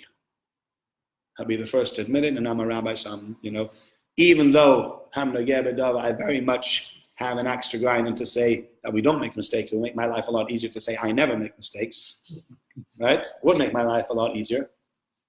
Obviously we make mistakes. Obviously we do things wrong. The problem is, so does everybody else. And yes, sometimes people do things wrong, and yes, sometimes people need to be taken to task for what they've done. I'm not saying just because you're a rabbi, you should get away with everything. You cannot get away with everything just because you have the title rabbi. However, we do shoot ourselves in the foot sometimes. The famous mashal that they tell of people that wanted to smuggle things across the border. Says, how are we going to smuggle things across the border? How are we going to get them not to stop us? So then, you know what we'll do? We'll put the stuff in a coffin. We'll come across the border and we'll cry and we'll moan and we'll lament. We'll say, oh, Yankel passed away, Yankel. And in the back of our minds, we're thinking about all the different items that we're smuggling across the border. And so they go and they come to the border and they're holding this coffin and they're crying and there's 3 people behind and 3 people in front of the hearse and they're crying and they're making a big fuss and they get waved through. Yeah, dead people. We're going to give covet to dead people. Get waved through. And they get to the other side. Baruch Hashem, they take everything out. This worked a dream. This worked a charm. And they did it once and they did it twice and they did it 3 times and 5 times and 10 times. Brilliant. But after a while, we get very, very complacent. And what happens when we get very complacent is we make mistakes. So even though the first time they did this levaya and they put on this whole levaya, well, you know what they did? They were crying and they were having all sorts of problems and issues. It was terrible. Now, 6 months down the line, they're carrying the coffin. They're having a joke. They're laughing. They're having a good time. And they're walking through this border. They stop. What? Stop now. Open up the coffin. No, what are you doing? Coven Hameis, where's the honor for dead people? How dare you open up that coffin? No, it's wrong, etc. No matter what they say, no matter how hard they fought, they got forced to open up the coffin. They open up the coffin. There's no dead people inside. There's all the smuggled items. They all get arrested and they all start crying. And at that point, when they get arrested and they all start crying and they realize they're going to be spending years and years in jail, the fellow, the inspector over there at the border says, oh, if you had cried before, you wouldn't cry now. That's what he says. And it's a famous mashal that they say, but every time I read the mashal, it rings true to me. You take people, leaders of communities, and you drag them through the dirt again and again and again. And he's worthless, and they're worthless, and the board of deputies, and JLC, and the chief rabbi, and this one and that one, and nobody's worth anything. Because we all, we like to have a good matter about other people. It's great to have a good talk about someone else. Why should we be nice to other people when we can really be nasty? It's much more fun to be nasty. So you say what you say. And then, many a time you get the problem, Rabbi, what should I do? What happened? My son's marrying out. My daughter's met this non-Jewish boy and he's nice. I have to admit he's nice. I don't want him to marry. I don't want her to marry. I don't want him to marry out. Maybe you can have a conversation with them. Maybe you can speak to them. Maybe you can change their minds. A few important things to say about that. First of all, and this has happened to me, and I've said this before, but I say this again specifically because it's Tisha B'Av. I feel this very strongly.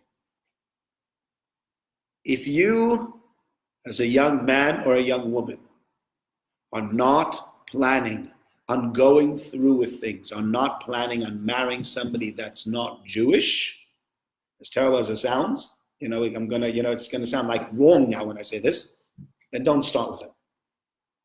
I had somebody who came to me crying in my office, what should I do? What should I do? I fell in love with this non-Jewish girl, what should I do? I want to convert her. I said, it's not so simple. He says, yes, but I understand, I want to convert her. I'm not going to marry a non-Jewish girl. I'm not marrying a non-Jewish girl. I said to him, is that your final word? That's my final word. There is no way in the world I'm ever going to marry a non-Jewish girl. I couldn't say to him then, I said, but I was about to say to him, only afterwards I could maybe, even then I didn't say to him, I would say, if you're not willing to marry this girl, why in the world did you start a relationship with her? It's not fair to this young woman. You wasted 3 years of her life when she could have had a serious relationship with somebody else who would one day actually marry her. You had this relationship knowing full well that when it comes to crunch, when she says, are we ever going to get married? You're going to look at her and say, you're a shagitz. I'm not marrying you. No, I'm not taking questions today. I'm not marrying you. Okay, fine. No, I'm not saying that therefore people say, okay, when I start going out with non-Jews, I'm going to make up my mind I'm going to marry this person. That's not what I'm trying to say. People are going to take this the wrong way. But it's unfair. So we sat down in my office and he tells me this whole thing. I said, okay, you know what? I'm willing to help you. I'm not telling you I'm going to convert this girl because I don't do conversions anyway. Any conversions in this country go through the London Bezdin. You're going to have to work with the London Bezdin. But at least I'm willing to meet with the girl. But I think if you want to make this decision and you want to ask the young woman to convert, the only right and fair thing to do is that she should come to my office or to my house. You can decide. Come privately. I'm not telling anybody that she's come. I'm telling you, but you don't know who it is. I'm not telling anybody she's come. And I will tell her what it means to convert. Because she'll say, yeah, of course I'll convert. Of course I'll convert. I love you. I'll do anything for you. You don't know what it means to convert. You know what's involved in it. I said, if she wants to make a real decision, tell her to come. We'll sit down. We'll discuss it. And she sat down and he sat down and they're holding hands and they're looking at each other. And yes, they truly are enough. 100%. And I'm not saying that it's impossible to love a non-Jew. Of course you can love non-Jews. Of course you can marry non-Jews, and of course you can have very, very good relationship with a non-Jewish spouse. We don't say don't marry out because it's impossible to live with a non-Jewish person. That's not why we're against intermarriage. Because they're all nasty pieces of work. That's not why we're against intermarriage. So she sits down and we start talking and I start telling her, I said, you came in trousers, no more trousers. You came with short sleeves, no more short sleeves. You're going to want to live with, I said, what are you doing? I'm getting a job here and there. I'm going to be living by my parents and in the community. I says, well, you won't be able to live by your parents. Really? Can I live in the area? No, you can't even live in that area. You're going to have to move to a Jewish area. And I kept on telling her all the things that the best is going to expect of this young woman. And at one point or another, the woman burst into tears, a torrent of tears. I said, look, I'm sorry. I'm going to leave the room. I'll let you compose yourself. I'll come back in. And in the end, she decided not to convert, which I think was the right decision. Because do you understand that if you want to take a young non-Jewish woman and you want to turn her into a Jewish woman, A, she has to believe in it. That's the first thing. B, she's going to have to become a frum young woman. We're not converting people not to be frum. They're going to have to start living a frum life, him and her. That means this woman's going to have to cut ties with her parents. She'll never be able to eat at her parents' doesn't have to cut ties, but she'll never be able to eat at her parents' home anymore. There'll be a certain amount of friction over there. What have you done? You've left us. You become Jewish. You'll have to move to a different area. You have to dress differently. You can't hang out with your friends the same way anymore. A lot of things are going to change. And when you don't really want to change any of those things, and the guy that you're going out with is saying either you marry me and you change your friends, you change your family, you change your restaurants, you change the way you dress, you change your job, you change your entire personality. Is that fair? Is that right for a young man or for a young woman to expect for another human being to do for them? It's just unfair. It's not right. I'm not saying, okay, therefore marry the shiksa. That's not what I'm saying. But think about it.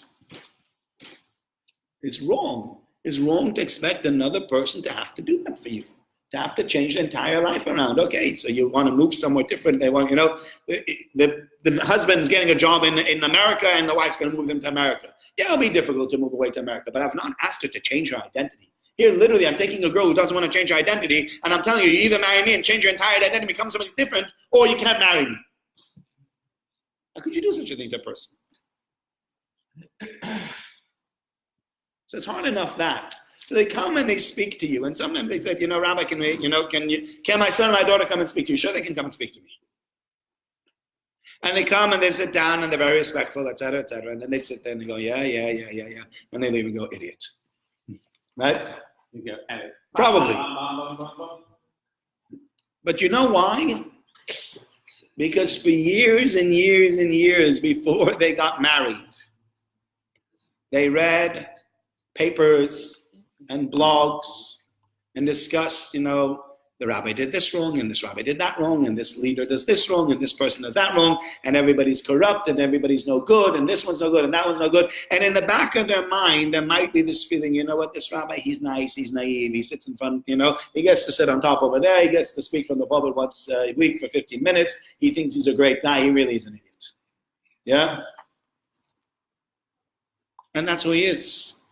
And when that person then comes and says, I have an idea, maybe you shouldn't marry the girl that you love. Right. If you don't give respect to the people that you want or that you're going to need, maybe desperately at one point when it's not necessary, then when it comes to it and when you need them, they won't be there for you because you've ruined it for yourself. It's an issue. And so Kavod HaRabbanim is an issue. And that's why we bemoan the killing, specifically on Tisha B'Av. When we speak about the fact that, all these Rabbanim have been killed, we say that's a tragedy. It's no big deal. So one rabbi went. You know how many other kolonics there are? So we'll replace him. We'll replace him 10 times over. There's enough other rabbis out there. Israel and America and England are producing so many rabbis, we don't know what to do with all these rabbis. Okay. But when it comes to it, this is what the Kinnos is telling us. It is important. Understanding that that is a tragedy, that this is a separate tragedy from all the other tragedies, Asar and Malchus, that great Torah sages were killed, that we understand that our Torah is being handed over to us by the sages. They are the link to the previous generation, the greatest link that we have. Yes, every person here is a link, but everybody has a different link, and everybody has a different strength to their link. Some have a very strong link, some have a very weak link. They're the strongest link. If you're going to ruin your strongest link, then you're going to be the weakest link. And then all we're going to say is goodbye. Bale Tracy Mishnah Gemara. Yibayek Hamada Betara Dama Mishpach and Narsal Givura. Hinam Kedosh El Yamalchus Asara Balela Di Baychia Beidini Gemara. Zois Zachia Zaknemara. Chemnas Israel Kli HaKodesh Nesavatora. Tare Leib Kedoshim Meisum Misach Hamura. Yadu Gara Mishain Acher Verura. Kinfoy Gara Al Rabban Shimon Boshat Zavaroi Vachor Kinik Zerok Zera. לרבן שמעון חזאי גמוין לו גוי מנפש נסורה מזהר אין שעה בגשו לבקויס על בן הגבירה נוט על ראשו ונסון על קובוי סבנרה תוירה סומי נובה לנובו ביבה ביבה בגימורה עוד נובה ומפרע מסגבר בתוירה מסוים נקנסו לו מסוים משונובה חמורה ציבור להפשיט את ראשו בסחירה כי המרוי אמרו לנפשי החשיכים הנבוירה ראש אבשית איס הגיע נמקיים תפילים מצרה סמורה צועק צעקו ונזעזע אוילו מארץ יספוירו מאחריו הביאו את רבי עקיבא כהרים בדחנום זו וזו בסחורו וצעקו את בשרוי במסרק שבזה להשתברו יצא סוד נשמסוי באחור ואסכוי למרו אשריך רבי עקיבא גופך תהוי בכל מיני תורה במעבר רבי יהודה אחריו הביאו בשבעי ני ועזרו נהרג בן שמעון שנה בידי ארורה יושב בסעני סויונו כי בחסיד במלאכתו למערו רבי חנינא בן תרדיון אחריו מהקיל קהילויס וציון שרו יושב ודורש וספר תורה עמו והקיפו בחבלי זמורו עשו הציסו בהם וכרכו בספר תורה ספוגים של צמא הניח ליבו שלא ימוס מהרו חסיד רבי ישבו הספר הרגו עם אמרו צעקו ושליחו לכלבים ולא יוקפא בקבורו יוצאו באסכויל עולו שלא יניח כלום מתרס משה לשומרו מאחריו רבי חוץ בסביעי מהפרו אוי וברך נשרף בבית פיו כי במדורו צדיק רבי אלעזר בן שמוע באחרינו נהרג במדקירו יום ערב שבת היה זמן קידוש ויקדש ויקרא חרב שלפו עליו ולא הניחו בחיים לגמרו יוצאו נשמסו בבורא אלוהים יוצא בצור צורו כהנו וכהנו הוסיפו בני עוולה להנויץ בגרו והשכילו שרפו הרג וחנק מיוחד לשערו נוי סרס ממנו יאכלו הרי יוסף וזורו חזה עד הנופו ושגד אומות רפו היה והכבירו ייטיב אדוני ולא יוסיף אוי ליסרו המת מקיים כשלא יצחלק יעקב בשיר ויצרו לצדק ימלך מלך, ימה שולמו ימי אבלך, לא ירא ניסה ונדך. We're now going to move a whole bunch of different century. We move on now to Kinnos of Hay.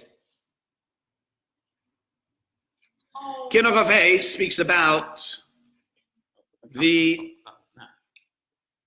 find it, sorry, I'll give you the page as well. Chaf Hay 270 in the art scroll. Mi yiten roshi mayim ve'eni mekor nezlai. Do you have that? Rosenfeld 132, paperback 81. Okay, thank you, Shmuel. 132.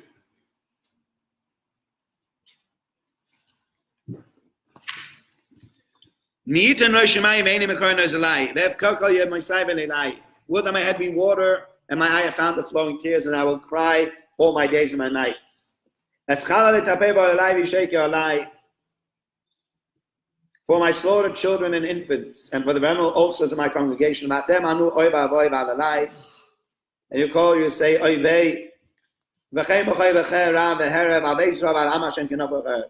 the cry of abuse and intensely you're weeping over the house of Israel and over the nation of Hashem because they have fallen by the sword. Here we're going to start now to discuss a very different kind of anti-Semitism, as was discussed briefly yesterday by Rabbi Tarragon.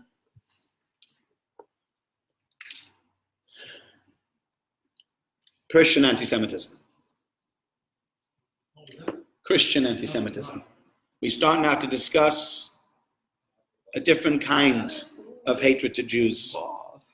These are the three communities that you have. The Pope Urban II called upon the faithful Christians to liberate the city of Jerusalem from the infidels, from the Muslims that lived there. And they started the Crusades, and as they made their way through from England and from France through the communities on the way to Israel, they decided it might be a good idea to kill the other infidels, i.e. the Jews.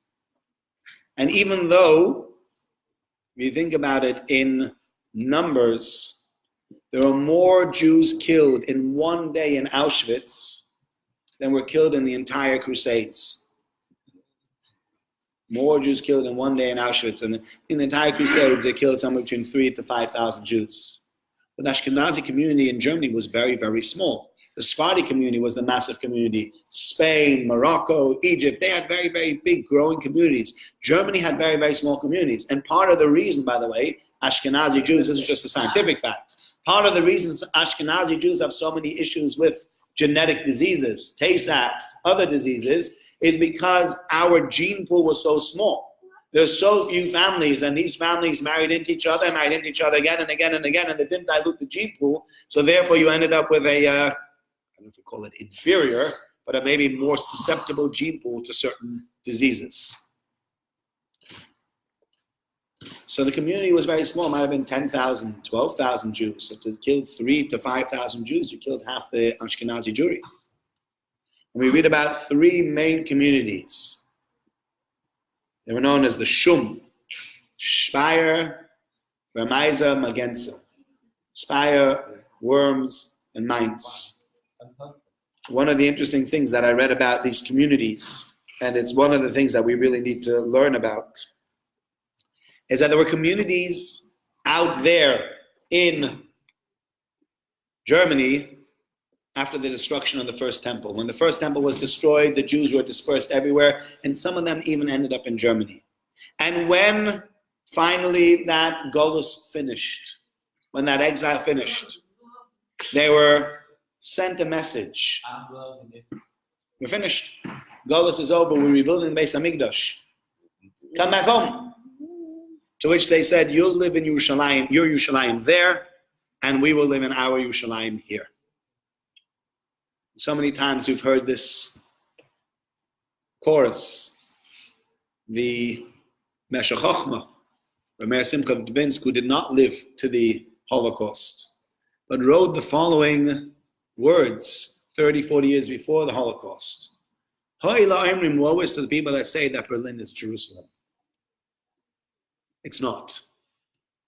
But here was a community that had the chance to come back. What was there already in Germany in 2,500 years ago? There was nothing there. And it wasn't a built-up city. It wasn't a community. And yet, we're comfortable here. It's good. It's fine. Don't worry. You make your home, and we'll make our home over here.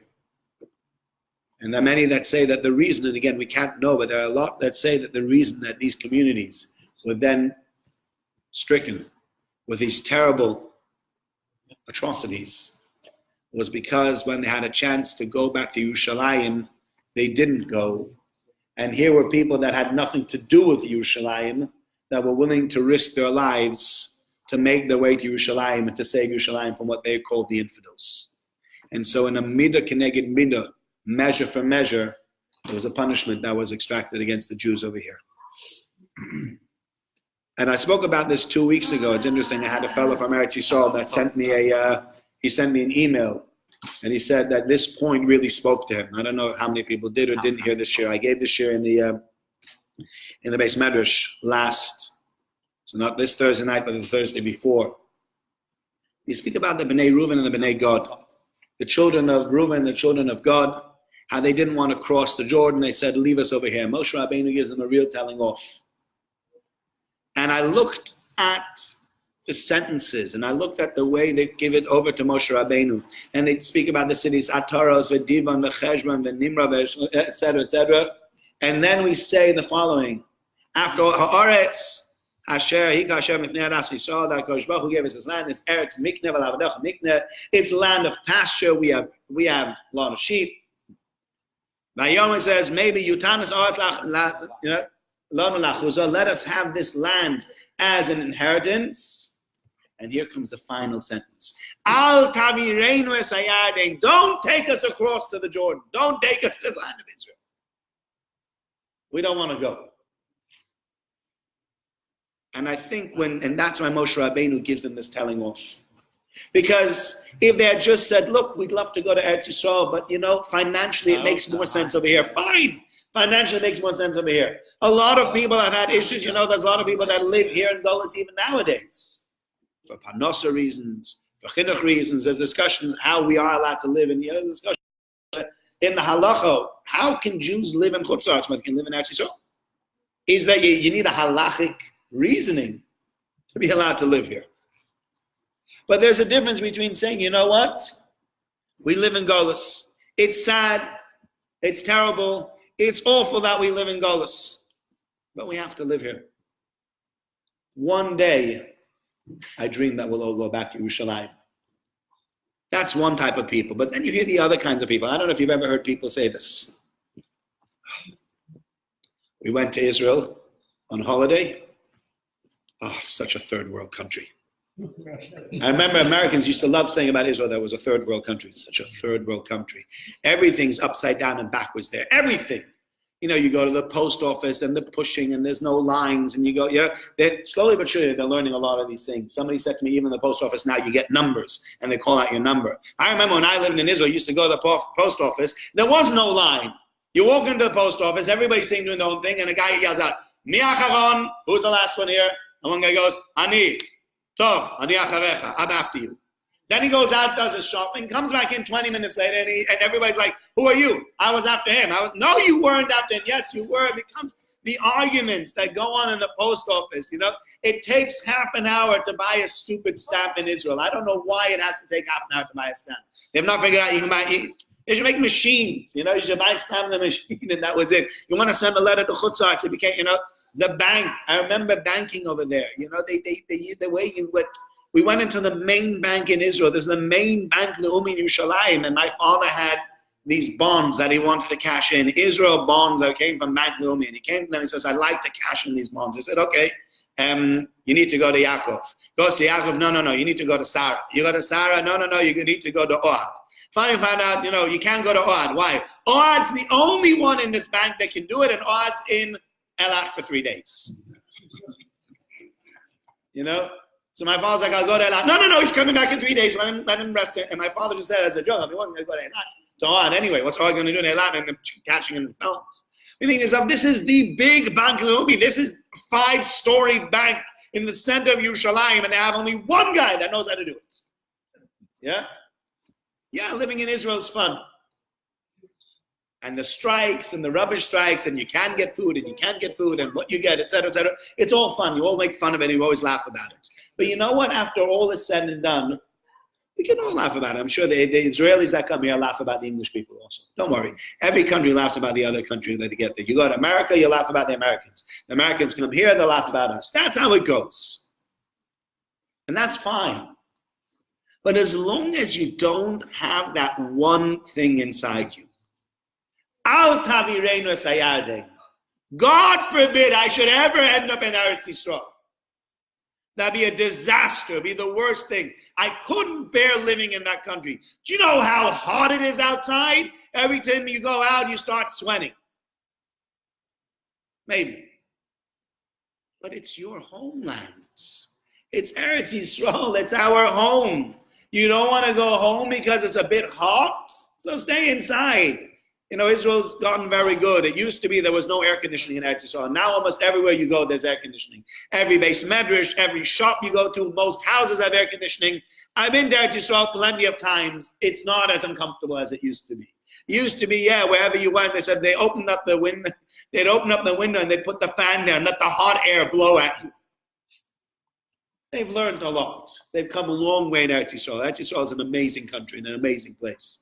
And we need to know that if we say, if these communities can say, you know what, the Beis HaMikdash is being rebuilt. Imagine that. Imagine the Beis HaMikdash is being rebuilt in our days. And you say, I got my accountancy practice here. How can I go to Eretz Yisrael? I got so many clients. How can I go to Eretz Yisrael? What am I going to do in Israel? There could be 1,000,001 opticians there, 1,000,001 solicitors over there. And the flats there are tiny. I live in a big house. I'm going to have to live now in 65 square meters. I'm not moving to Eretz Yisrael. It's so good over here. It's so awful there.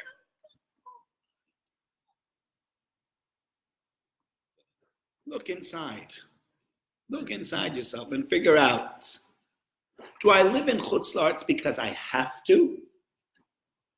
Or do I live in Chutz La'aretz and not in Eretz Yisrael because I couldn't bear the thought of living there? And if the latter is true, then you need to have a cheshbon nefesh. You need to think over again. Think, I wish I could live in Eretz Yisrael. For whatever reason, it doesn't work for me at the moment.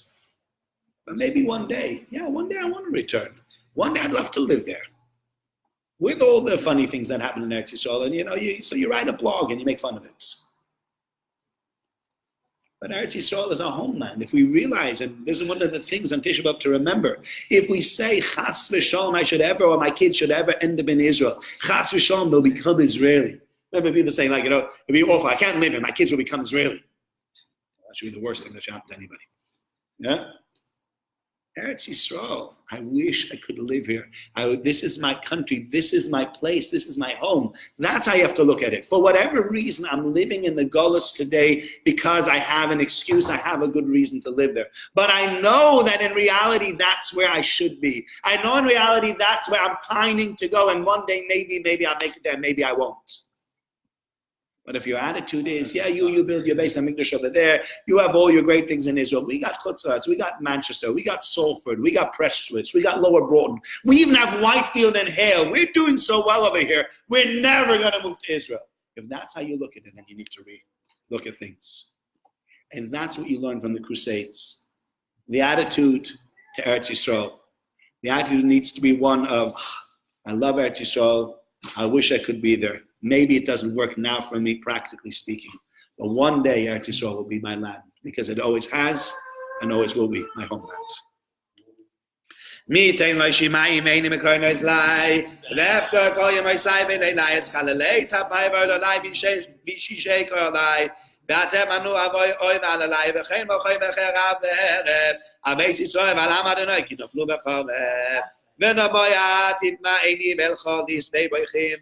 ואבקם ממורי לבוב הנבויכים, על בסולויס היפויס ולודים הרכים, וספריהם נגרכים על הדרך נמשכים, עוד עצם מפנינים וסבירים ונפחים, כמו עתיד קוצויס נדרשים ונשלחים, סור טובי קרול נאמרים מלקרב, על בייס ישראל ועל עם אדוני כי נפלו בחרב.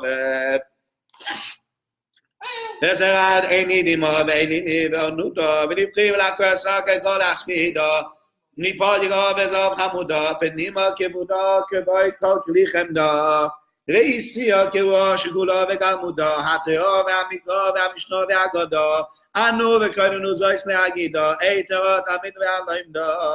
הלא ימוקם אין יושב חרב, ובייס ישראל על עם אדוני, כי נפלו בחרב. והבא יזלו מים דמה להגירו, והקנן מעלה הרוגי אשבירו. השני משמונה בוי ביום הגויה הוקרו. נרגויה נחלבו לאווירו, נהרגו בחורי חמד בשישי הדורו, נאספו יחד נפשו משלימו במוירו, הייחוד שם המיוחד ייחדו שם מגבורו, גיבורי כוח עשי דברי למערו, וכהנאי ואלומי נקבעו כולם עשרו. ומה יגוני בעצמי ילל החבירו, כי לא יצא קודש הריצום היום מצחו, כי הלווה מייסו וכונו וברורו, גויני ארץ ונקיי תורו. פעמיים קידשו שם המיוחד במוירו, ב-23 בחודש זיו לטהרו, ובחודש השישי בקריאת הלל לשררו, השלימו נפשו מאבו קישורו, אוהימו עליהם בבכי ילל לכשרו, כלו לכס על ראשם נעטרו, ועל אדירי קל מגן צעדורו, מנשרים קלו מאבויץ נזכברו, השלימו נפשו מהייחוד שם הנוירו, ועליהם זכה שבר אש אורו, השני מקדושי יסוידום כי היום אורו, ועל חובויס מעט מקדושי מדשי התוירו. החודש השישי בשישי נוסף לדאבונו מהירו, החודש השנבח לארגון מצורו, ביום התנדוס סימלתי לסשרו, ביום נסינוסו כמו כן עוז חוזרו, עוזו לא למרואים נמקוי מדוירו, אם תיקוח ונעתיקו ועדושו בחוקרו, לא ימדר ושנו בישון כמו באוירו, שימונו על לבבכם מספית מאו לכושרו, כי שקולו הריגו סום נסחבלו נסחברו, כי ספס בייס עלינו העולם והבירו, וכי אין נוסיף מועד שבר וסברו, ואין להקדים זולוסי לאחרו, תחס כן היום נביוסי האוירו, והספדו ואלילו והפקר בנפש מרו, והנחוסי כובדו מבויקה ועד ערב, הבייס ישראל ועל עם אדוני כי נפלו בחורב, ועל אלה אני בויכיה ולימינו הם נהימויס, וכל עם כהננויס ולחכמויס, אלי אליו כולו מוימויס, היש מחויב למחויבי לדמויס, מחוץ לשגל חרב ומחנורים אימויס, חללי חרב מוטלים ערומים ערומויס, נבלוסום כסוכו לחייס ארץ ולמימויס, יוינגי משסבו עלומים עלומויס.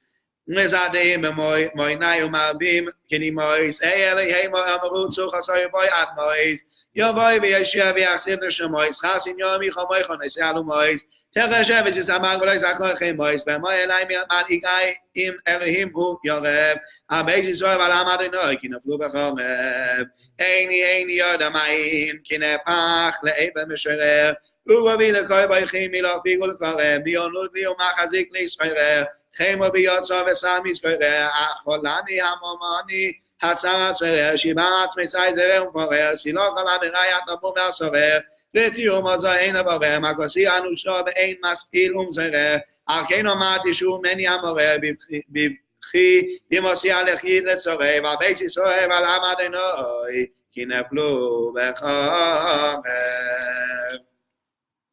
We now move on to Kinna 31. We have 4 kinnas left for today. Eish took up the Kirby. Shmuley, we're on page 304 in the Hartscroll Kinnas. 144 Rosenfeld. 144 Rosenfeld. 91 paper. 91 in the paperback. Eish took up the paperback. Eish took up the Kirby by Loisi Alibi.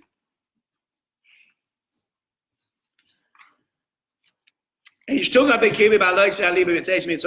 fire burns inside me when I remember what happened when I left Yerushalayim. When I recall my heart, but I will arouse lamentation when I remember what occurred when I left Yerushalayim. Moshe Rabbeinu sings a song that doesn't stop, that will not be forgotten. It says in Mitzrayim, Yirmiyah lamented a doleful lament when I left Yerushalayim. We connect over here, B'tzeis Mitzrayim, leave me Mitzrayim, B'tzeis Yerushalayim, and leave Yerushalayim. And there is a connection between Mitzrayim and Yerushalayim. We eat eggs on Mitzrayim. We eat eggs on Yitzias Mitzrayim night. On Seder, many people have the minhag to eat eggs. You eat eggs by the Sudas Hamafsekis to remind you of the Avelus. We have lots of connections. As we said before, it's the same day in the week. It always comes out. And when we read B'tzeis Mitzrayim, B'tzeis Mishalayim, there was a vart that I heard. I was recently by a chasana. It was just an idea that I heard somebody share. He said it's very strange. You go to chasana. One of the things that we do at chasanas is we step on a glass. Why do we step on the glass? To remind ourselves of the destruction of the Beis Hamikdash. My mother said that she had a non-Jewish co-worker that worked with her that once came to chuppah, and he said, Jewish people, they're like schizophrenic at a chuppah. I said, why? He says, the chosn and kala walk in and people are crying, and it's just this very serene, unbelievably moving place, and everybody's in tears. And they're just going for it. And suddenly, boom, you step on the glass. The whole place goes crazy. And in 1 second, you switch from that crying to that unbelievable simcha, dancing for hours. This is unbelievable. I've never seen anything like this. And this fellow actually said, and I've seen it in certain chasnas I've done, he says it's very strange because why do you step on the glass? To remember the destruction. So what happens? We step on the glass and there it goes. Yeah, they're wrong. I've been to chuppahs where they step on the glass, then they say then they sing Yerushalayim, and then or they step on the glass after the ksuba, then they do all the Shabbat brachas. But it's funny because it's missing, it's very anticlimactic. They sing, they finish the Shabbat brachas, Mesamach choson imakala, he drinks, she drinks, and suddenly everyone's like, Mazel tov. It doesn't have that great finish. A chuppah has this great finish. You step on the glass, it's like, and boom! It's very anticlimactic when it's just like, he drinks, she drinks, and everybody turns around and what to do with these. I was like, oh, mazel tov. I guess we're finished. So in a way, I understand why people don't want to do it that way. But he says the stomping on the glass is meant to make people sad. It's meant to make people remember the fact that we had Yerushalayim. And yet instead of making people sad, you stomp on the glass and you start dancing. I said, what's interesting, and this is what he said. He says, we're not trying to be sad. He had a different view on it. He said, we're not trying to be sad, but we're saying, whatever it is now, it can be better. With this greatest happiness, you're sitting a chosn and kala, the happiness that they have their own chasna is phenomenal. And yet, we say, but it can be even better. And that's the connection with Mitzaysim Mitzrayim, Mitzaysim Yerushalayim. Because even when we're out, when you go out, but you look back and you say, Mitzaysim Mitzrayim, there's Mitzaysim Mitzrayim. It can be better. It will be better. And that's part of the reason we sing it, even though we sing it very woefully. But there's a song nevertheless, because we realize it can be better, and one day it will be better. Shtoka bekibi, maloisi alibi, letzeisi mitzvah. Letzeisi Yerushalayim.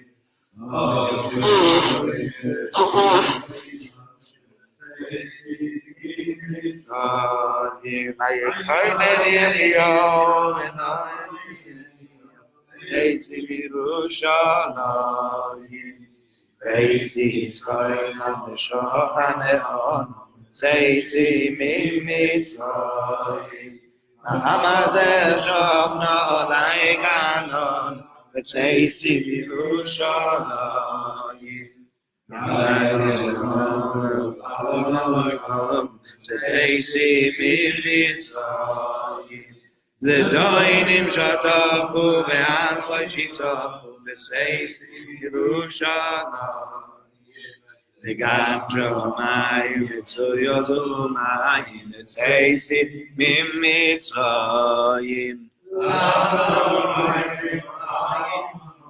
v'tzeis Yerushalayim Hashem v'halef seviv v'yisachoi v'tzeisi Mitzrayim V'alei v'alal na'oitzbo v'tzeisi Yerushalayim U'marei koi na'oinoi ke'eshoi v'les nefondoi v'tzeisi Mitzrayim V'cherem netusha v'chemal netusha v'tzeisi Yerushalayim Zerach u'mincha v'shemen amishcha v'tzeisi Mitzrayim v'tzeisi Yerushalayim Chagim v'shabbat sois u'mayivsim v'oyisa v'tzeisi Mitzrayim Tanis Beiba, Betzesim Yerushalayim. Betzesim Mitzrayim. Yolei Yishmeilim, Umachanoi Sareilim, Betzesim Yerushalayim. Yoivelu Shmita, Be'eret Shoykeit, Betzesim Mitzrayim. Zuz V'Kavos V'Chasus, Betzesim Yerushalayim. Apoyres V'Oy, Be'amnei Zikram, Betzesim Mitzrayim. Be'amnei Akana U'lei Amala, Betzesim Yerushalayim. V'Me'ahoyim V'Shimim Zekein, Betzesim Mitzrayim. Noixim U'moinim U'moinim Be'koinim, Betzesim Yerushalayim. Moshe Yerenu Ve'Aaron Yachenu, Betzesim Mitzrayim. Nebuchadnezzar Aaron Eskeis, Betzesim Yerushalayim.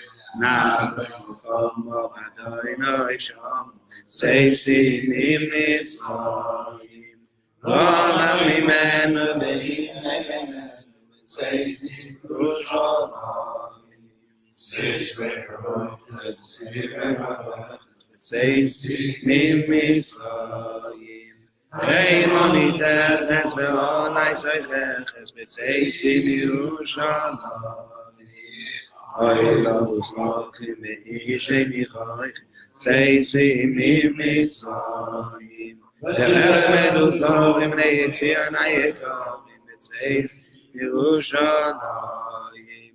Alei Mikvos, Oy Mikvos, Betzesim Mitzrayim. Cherikos Usuas, V'Koilos Uzvos, Betzesim Yerushalayim.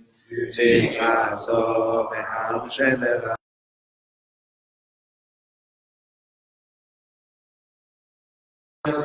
Mazoheza Betzesim Yerushalayim. Kedusha Nebuach V'Yadai Noimim Betzesim Mitzrayim.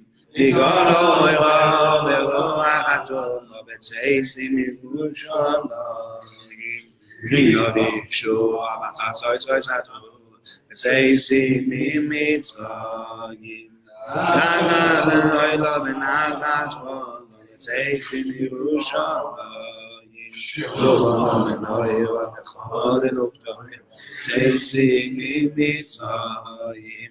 Elel V'Tzayim Ofesed U'Matzeva Betzesim Yerushalayim. Torah Zvuda Chalei Achem Betzesim Mitzrayim. Zoson L'Simcha V'Nos Yamin Hana Yerushalayim.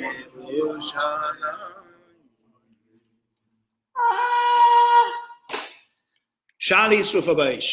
Oh. Kinna Mem Aleph. So we're skipping 10 kinnas now. 161 Rosenfeld. 161 Rosenfeld, 360 in the art scroll, 105. 105 in the paperback, in the Eshkol.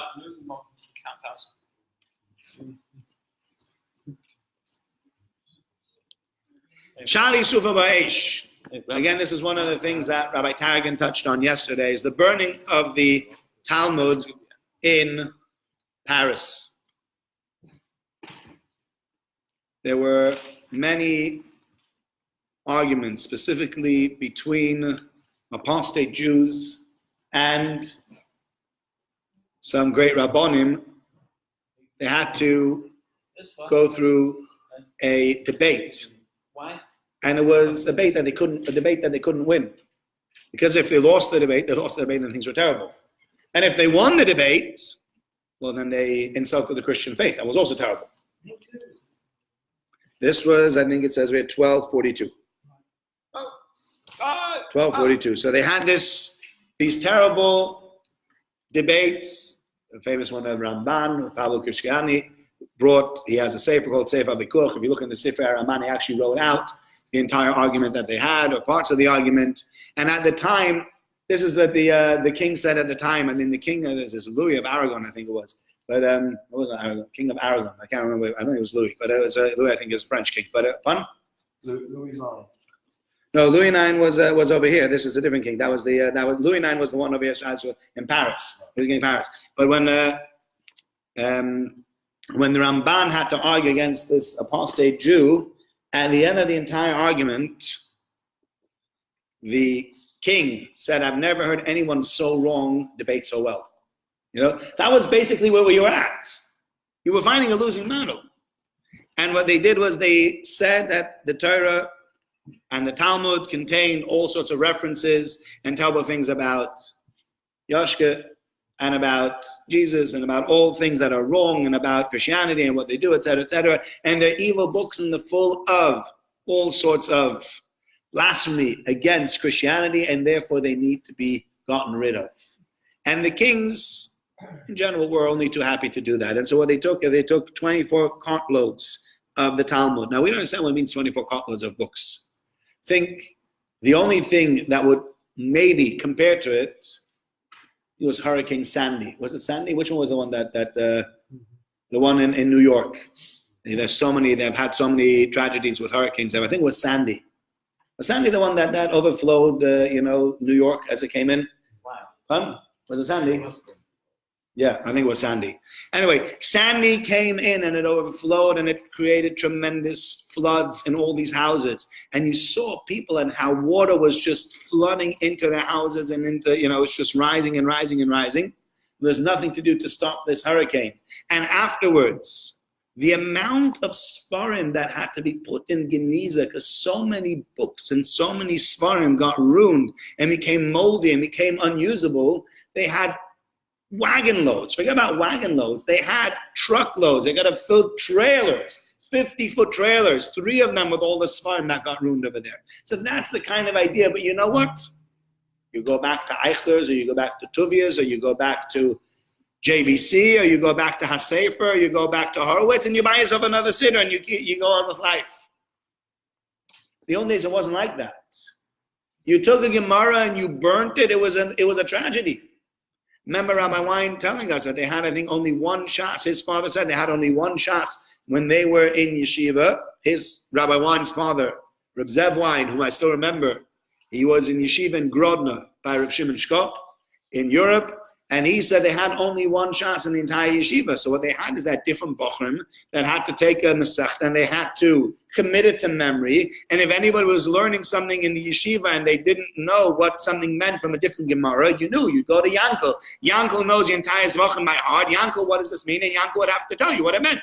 Because there weren't enough Gemaras to go around. Nowadays, you learn Beis Medrash, you want to know what it means. You just go to the Sfar track, you pull out a Zvachim, and if you want, you pull out an art scroll. If you pull out a Sonsino, you pull out the Gemara and you read through it and you learn it and you figure out what it is. And if you don't know, you look online and you find Safaria and you find Google and you find all sorts of websites that have the entire Daf Yomi.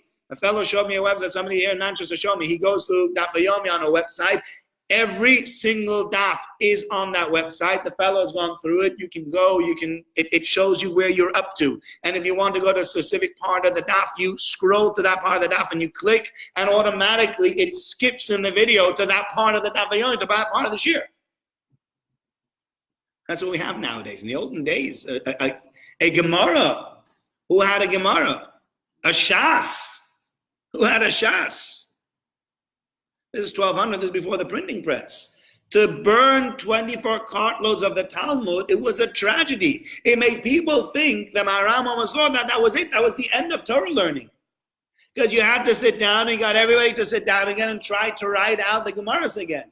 And see if people remember it. And if you didn't remember it correctly, then everybody's going to remember your mistake. 700 years later, people are still going to be learning your mistake because you wrote it out from memory. So it's a very, very big responsibility to bear, to know the entire thing by heart. And to burn all these Gemaras and manuscripts and Baalei Tosfos and things that were irreplaceable. They were and they are irreplaceable. Today, I think there's the Cairo Geniza. Somebody said that they had the Geniza in Cairo that they dug up. So I said, there was probably, 50, 100,000 bits of pieces that were there in the Geniza. 80, 90,000 pieces of those were real shameless, or rubbish, just thrown out. But there was the Rambam's Ksav Yad. You go to Oxford, you can see the Rambam written with the Rambam's own handwriting that they found in the Cairo Knesset. These are treasures. You'll never find something like that anywhere else. Not to let you touch it, but he says, I know people that said they've been there, they went to check it out. They said it's the most amazing thing to see the Rambam's handwriting having written his halacha, his Mishneh Torah. So when you think about Torah and you think about these Sfarim being burned, Sfarim are part of that connection that we have back to the past. In the olden days, they didn't have Sfarim, and then came the Mishnah, Rabbi Yehuda Nasi said we had to start writing things down, and we started writing things down, and ever since then, everything's been written down, and that's been our connection back. You get rid of the Sfarim, you get rid of the Jewish people. There's a famous story that they tell in America that Ramotcha Gifter went into a Sfarim shop in New York, in Manhattan, when he was opening his yeshiva in Telz. And he wanted a Ktsos. The Ktsos HaChoshen was written by one of the great Rabbonim in Europe. It's a commentary on Choshen Mishpat, on monetary law. It's a brilliant sefer that they learned in yeshivas. And he needed a Ktsos, and the guy looked and he looked and he looked, and he finally found, somewhere in the back of the shop, and he gave it to Ramotcha Gifter, and he said to him, be careful with this Ktsos. This is the last Ktsos that will ever be sold on these shores of America. That's what he said to him. Oh, how he was wrong. They rebuilt the yeshivas. With that Ktsos, they built more yeshivas. And more yeshivas brought more printing press. And more printing press brought out Art Scroll, and brought out Sensino, and brought out Feldheim, brought out all the other things. And we have a plethora of literature today that we don't have anywhere. My neighbor across the road was speaking to me on Friday. He said his son is going to learn in Lakewood. I said, Lakewood's gone very big. He goes, you have no idea how big Lakewood is nowadays. He said, this is all from Jewish from area. He says, from my son's yeshiva to where my sister lives, without any exaggeration, is 6 miles. Do you know what that means? That means if I lived in Prestwich, it would mean the Frum people would go all the way through to Bury. Imagine if you lived in Prestwich and there was Frum people living from Prestwich all the way down to Bury. That's unbelievable. And that's only one city. Whitefield, Prestwich Village, Unsworth, all those things on the way there. All that would be Jewish. Not only Jewish, Frum. They have Chadarim over there in Lakewood. They have 12 or 15 parallel classes in every year. They have a principal for every single year. Year 1 has its own principal because there's 15 classes they have to take care of. Year 2 has its own principal. That's how they run the school over there. That's how big the schools are. He says there's 60 yeshivas there at the moment, and 5 open up every single year. That's the power of Torah. And that's why when the Maharam saw the burning of the Talmud over there, he said, what are we going to do? Without Torah, what are we going to do? And I say this, I've said this prior, people often bemoan, look what happens to our communities. All the United Synagogue-style communities are going down, and you look over there, and the shtibelization, and how many shtibels there are, and our communities are empty because of all these shtibels. I've heard that many times, and it's not true. Do you know what drives communities? You know what makes communities grow? Torah. There's only one word that answers that, Torah. You want a thriving Jewish community, that community has to be based around Torah. If you have a community where Torah is 2nd, 3rd, 10th fiddle, then slowly but surely, people lose interest in it. Because I got so many more important things in my life. I got my job, I got my holiday, and I got my social life, and I got my restaurants, and I got everywhere that I go to, and I got my friends, etc., etc. And then, there's Judaism. Yeah, once in a while we'll do something Jewish also. So when Judaism becomes something once in a while, when it becomes not the thing that you live, but the thing that you do sometimes, yeah, then that's what Yiddishkeit would look like. Then slowly it would flounder because everybody else would go everywhere else. Why should I come to shul? Torah's not important in my life. Why should I come to a shir? What does Torah have to teach me? And so we bemoan the burning of the Torah because Torah is what grows us as a community. Torah is what keeps us as a community, and Torah is what's kept us for the last 3,000 years. Without Torah, we will disappear. No question about it. And therefore, they see the burning of the Sefer Torah over there in Paris, and they say, is the Jewish people going to disappear? Because without Torah, it looks like they will. And it means for us to understand, pass on to our children, and for ourselves to realize, Jewish continuity, you want to know what Jewish continuity is all about? It's about Torah. You're plugged into Torah, you'll be plugged into mitzvahs, you'll be plugged into Judaism, you'll have a continuity. Will you have the same birth rates maybe as the Orthodox have? No, you might not have that kind of birth rate. So, but you'll see, if you look at the statistics, there are statistics that show that you'll see the secular, the Reform, the conservative are losing and losing and losing people. And then you have the Haredi Orthodox and the modern Orthodox. The Haredi Orthodox are growing at an unbelievable rate. The modern Orthodox are also growing, not at the same rate, but they're not going down. Because even the modern Orthodox, their life is built around Torah. They've included a few more modern things in their life. Their birth rates might be lower, et cetera, et cetera. However, their life is also based around Torah, just in a different way. But those that have thrown it out, so you take the statistics, you can look at them online. Google, will your grandchildren be Jewish? You'll find that, I'm sure you've seen this statistic. If you haven't, it's very interesting to see. If you have 100 Reformed Jews in 4 generations, you'll be left with 11. That will identify as Jewish, 89 of them will go lost. Because we appreciate everything, except for Torah. And this kinna teaches us, no. The thing we need to appreciate most, we'll say a kinna on the Torah. The same way we will complain about the rabbis being killed, the same way we complain about the communities getting killed, the same way we'll complain about the Beis HaMikdash being destroyed. The burning of the Torah is just as bad. Because without Torah, there's no Judaism. And without Judaism, there's no Jews. Because Jews without Judaism is a misnomer. Doesn't work. No such thing. When you become something else, you can be Israeli, you can be, Jewish in name and culture, but peters out. That does peter out. You want a strong continuity, it's only through Torah.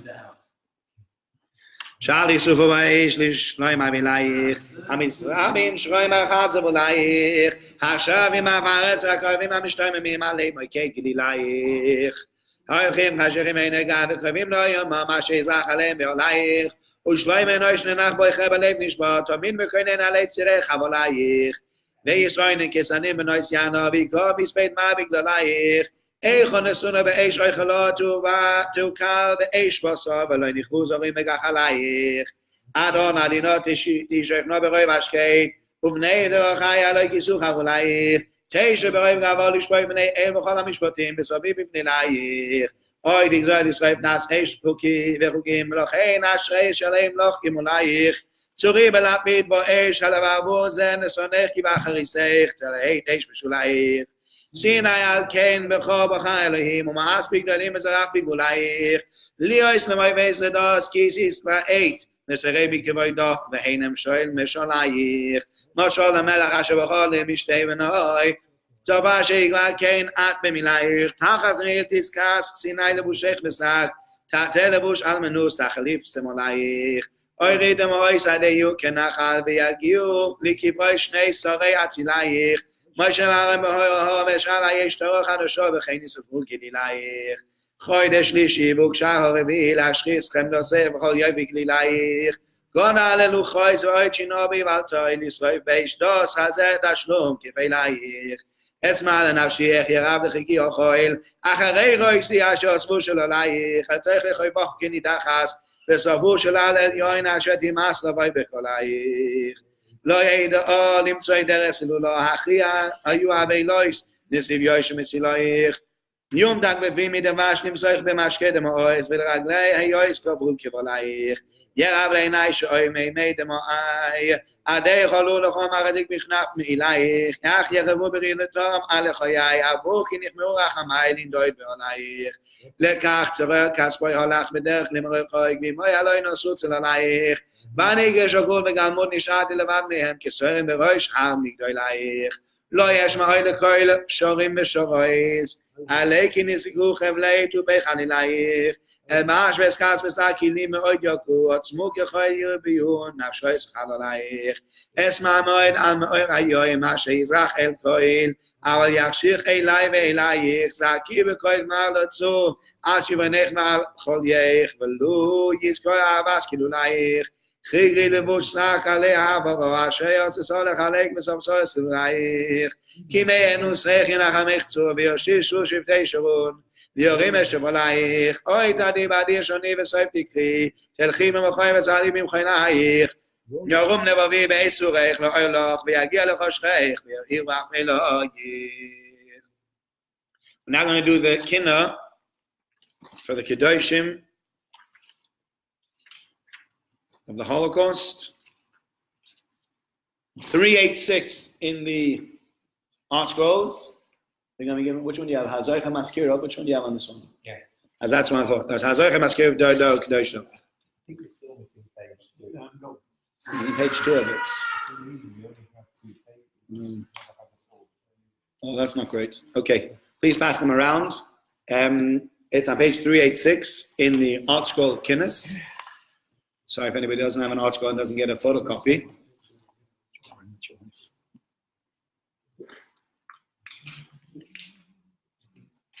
The photocopies over there.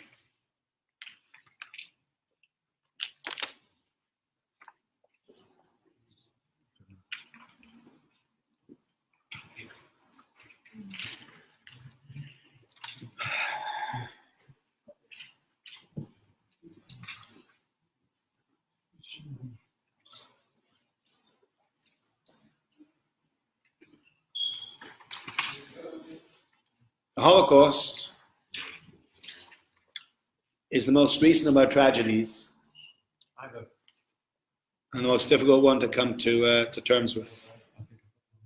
I'm sorry. I'm sorry if you don't have, we can... Ian, do you want to make more photocopies? Are there enough? Oh, Ian's got a load in his hand. Sorry, there's more there. Sorry.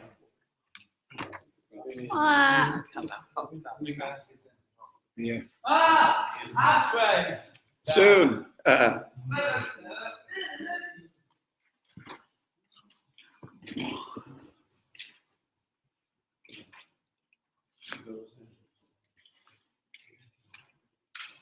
Now, yesterday when Rabbi Targin spoke, one of the things that he said, he spoke almost about like a train station, and you take this train, the train is the train of Jewish history, and it takes different stops. You have better stops, you have worse stops. You have a stop that can look like the Churban Beis HaMikdash or the Crusades, or Tach V'Tat, 1648 and 1649, the Revolution of the Cossacks, 1492, the Order de Fe, the Inquisition, the Holocaust, and there are better stops as well. Times we were in Eretz Yisrael, and we were able to live there in peace. Maybe even now might be a better stop. We have Eretz Yisrael. We can live there in peace if we want to. There are different stops. And I was thinking about that, and the metaphor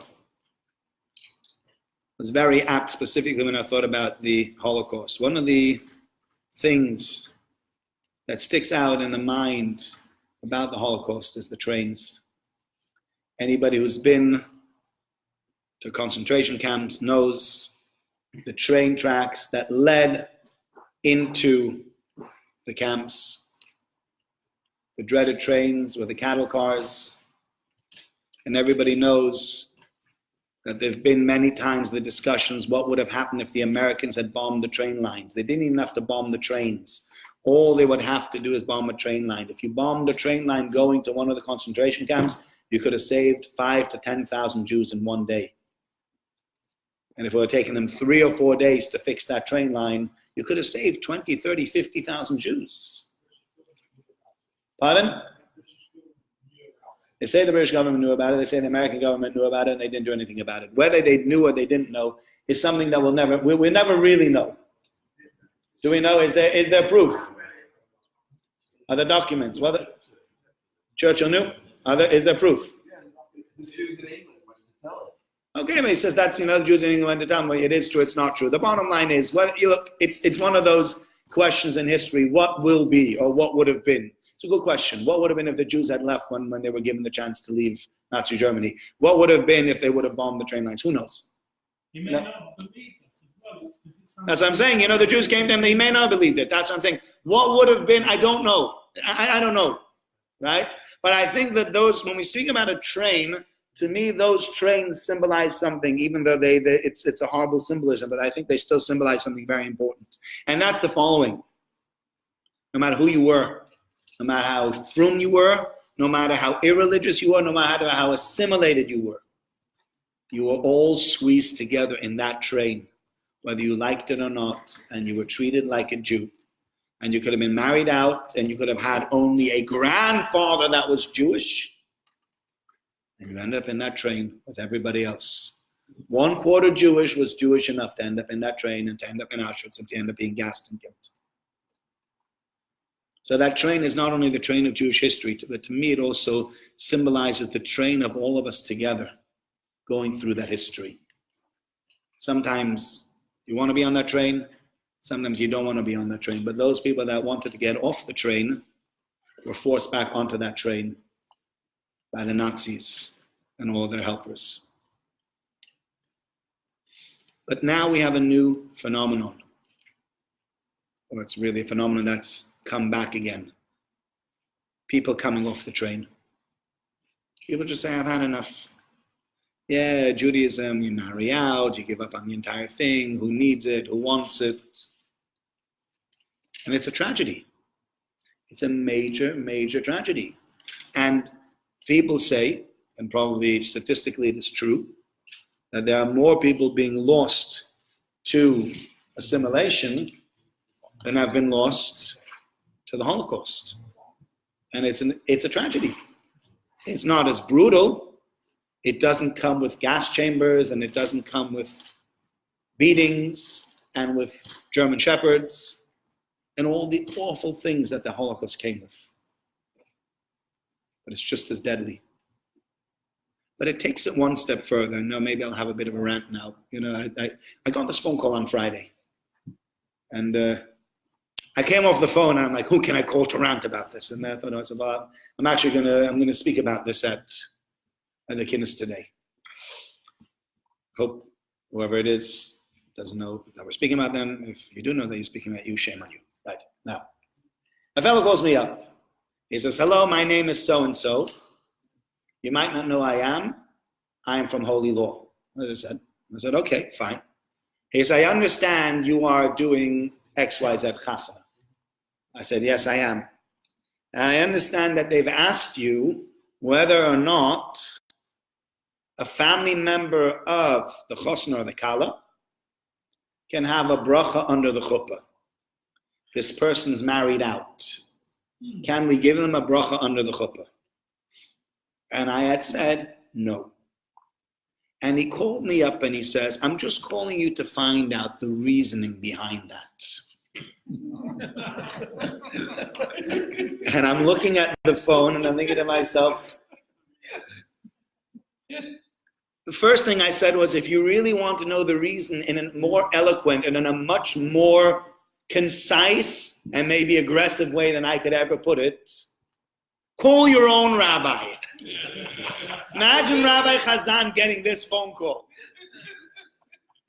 I think, halfway through, the guy would be so embarrassed he would hang up. They make mincemeat of him. Wait, imagine Rabbi Chazan getting a phone call. Rabbi Chazan, somebody wants to have a bracha on the chuppah, but they're married out. Why aren't you going to allow it? Ooh, I don't envy the person on the other end of the line. I'll tell you that. But I decided, what will be nice about it. So then I said to the fellow, I said, listen, it's a long-held tradition in our communities and many other communities that somebody who's married out does not get an honor. We don't call them up to the Torah. We don't give them Hagbar Galila. We don't give them a Psicha. We don't allow them to be in the Chasam. We just don't. We don't give them an honor. Making a bracha in our shul under a chuppah during a kiddushin.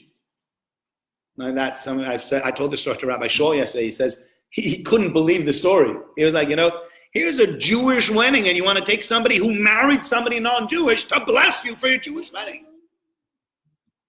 He said it's just so perverse. It's so upside down.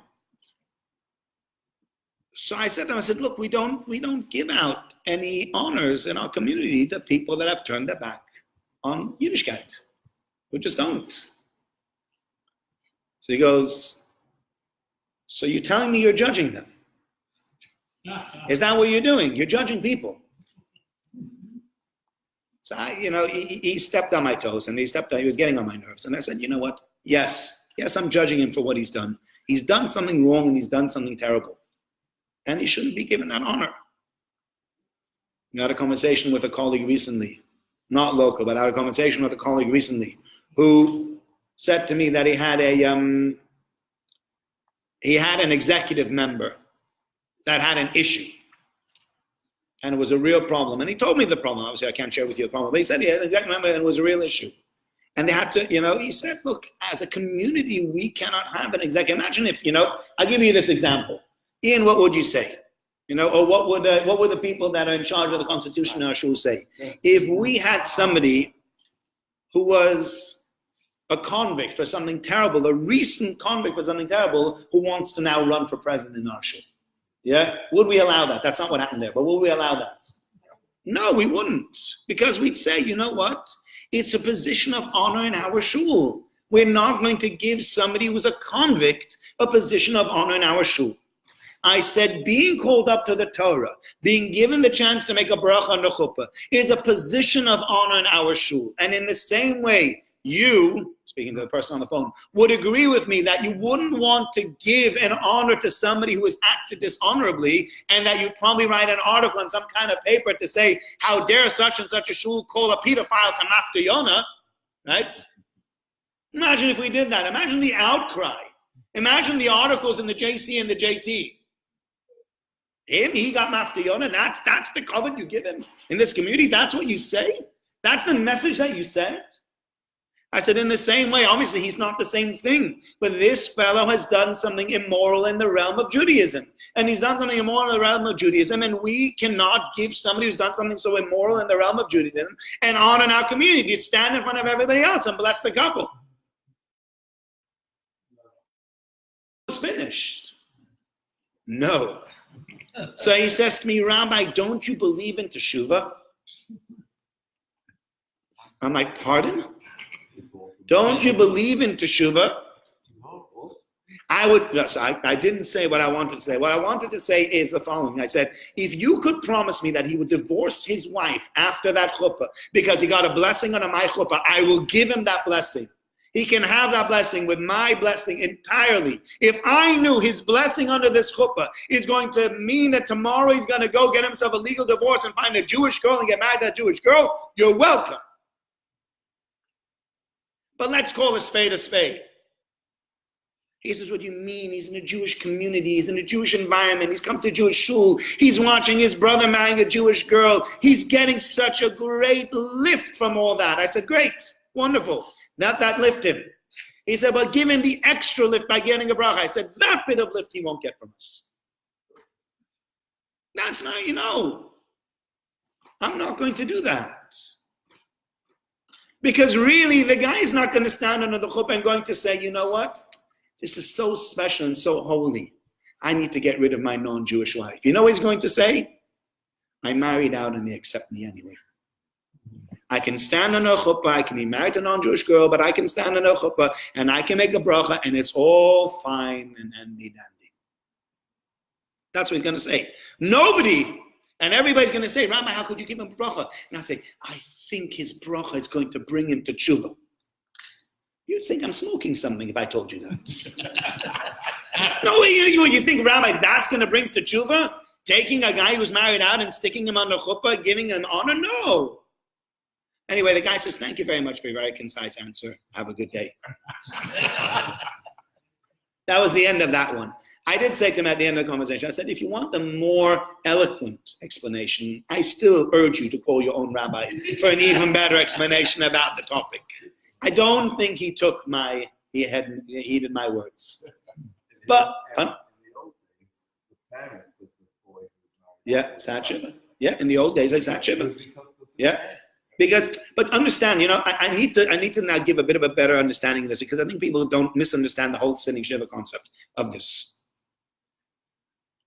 I was listening recently to Shir Bar Rabbi Beryl Wine, and he said the following, and it made a great impression on me because it's so true. He says, you read through Shoftim. I was speaking about it because, again, came back to Shoftim.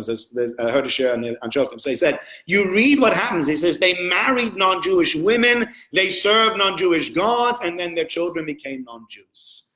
It happens again and again and again.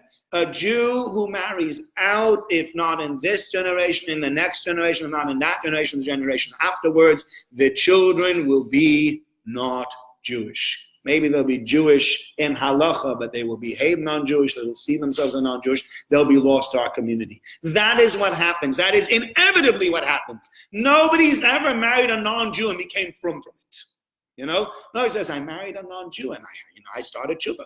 That was my step in the direction of tshuva process. No, it's not. It's a step in the other direction, which is why parents saw that as you're stepping off the train.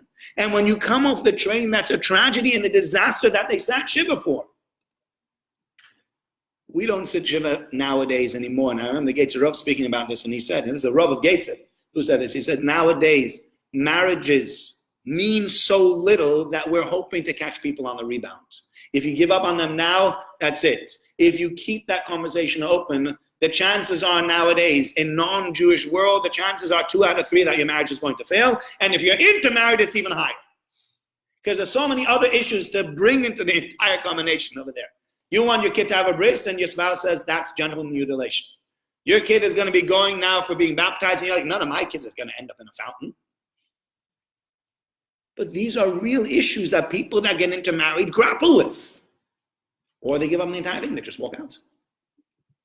He says, because there's such a high chance of people getting divorced, if you give up on them, you'll never get them back. Which is why we don't give up on them nowadays. But you hear that story, to me that story was such an unbelievable story. And right before Tisha B'Av, it opened up my eyes. Not only are people getting off the train, but everybody is telling them, and those that got off the train, they're okay. They're fine. Let's help them get off the train. Let's create relationships. Let's create all these societies where we mingle and where we mix and we become one, etc., etc., a multicultural society. And then you wonder why we're left with nobody. Because if it's okay and no matter what you do, it's fine and you can marry out and we love you and you're okay and everything is good, and people marry out and they marry out and there'll be nothing left of Yiddishkeit. We don't want to be thrown back onto that train forcefully. But that's what happened in Germany. All the people, so many people in Germany had married out. So many people had assimilated. So many people had come off that train and said, I'm gone. I'm off the train. I don't need to be on this train. And you know what Hashem did? Stuck them all back on that same cattle car. Not some kind of nice plush train. We all ended up in the same train of Jewish history that was taking us in a certain direction. And it's a reminder for us. And when you read this Kinna, one of the greatest lessons of the Holocaust, why is a good question and we'll never know. But one of the greatest lessons of the Holocaust is that intermarriage and assimilation won't save you. People were intermarried, they were assimilated, they were quarter Jewish, they still got killed. It didn't help one iota. And instead of defending the people that are getting off the train, we need to create situations where people can find other Jews. We've had this conversation, Jeff, we've had this conversation many times, right? About creating situations where young Jewish people can meet other young Jewish people. Because sometimes they're not even marrying out because they're looking for a non-Jew. There's just nobody for them to find. They're looking for a Jewish spouse and there's nobody around or there's not enough people. Because the same 5 people I went to school with and I don't really want to marry, and I can stand that. Create a situation with them where they could find Jewish people, create Jewish societies, create things that will allow people to understand and to believe in Yiddishkeit and to feel it and not to want to come off the train, but instead to want to get on the train, to feel a pride in it. Whether they're observant or not is a different discussion. That we discussed a different time. But at least they're identifying Jewish enough that they're willing to marry another Jewish spouse and to say, I'm going to remain Jewish. I'm not getting off the train now. And we shouldn't be defending the people coming off the train. We should be condemning them and telling them, you've done something wrong. And we have to know they've done something wrong. And we're not judging them, but we're judging their action. But the action is wrong, unequivocally. And if we start saying, yes, but she's such a nice girl, and he couldn't find another Jewish girl, and it was so hard for him, you've lost it. You've lost the entire battle. Because if it's okay, then everybody will do it. We need to take a stance. We need to let people know. We take that stance as a community. We realize this is a sorrow, this is a tragedy, this is its own Holocaust. We don't want to be thrown back into this chemical cause forcefully again. Choose to stay on. There's plenty here to stay for. We'll show you if you want to know. Meis asher oz bechatonu, yizkar deroin shadar acharoin, oyom ehoyolanu. Shetufim abul dom shemos nafshay sam koshkuim keyabacha, yifkedem elohim atzay zachayim adeat yichom livracha. Suelav kapayim aho e shamayim hoy al meitav shiftei Yisrael. Eidois ukilois orim uklilois chavurois moisadois kon moyadeil. Mitein balgemayim derano einayim elashdois machalei adamois. Ale alve alofim gufim nisrofim b'moi eish achubon uzvaois. V'atzorei atero machazikei mosoiro b'apichei akuno atzirim. V'achovshei midroshois umoirim umoirois sinyokois beis rabon yakirim. Albonois v'oitechois v'sovim v'sovois v'azarom v'tabom sheyolodu. V'gam lerabois v'vois nervim achayim umoisom lo nifrodu. Es tomom deroish kisiso es roish shel kol nidof le'olim aterufim.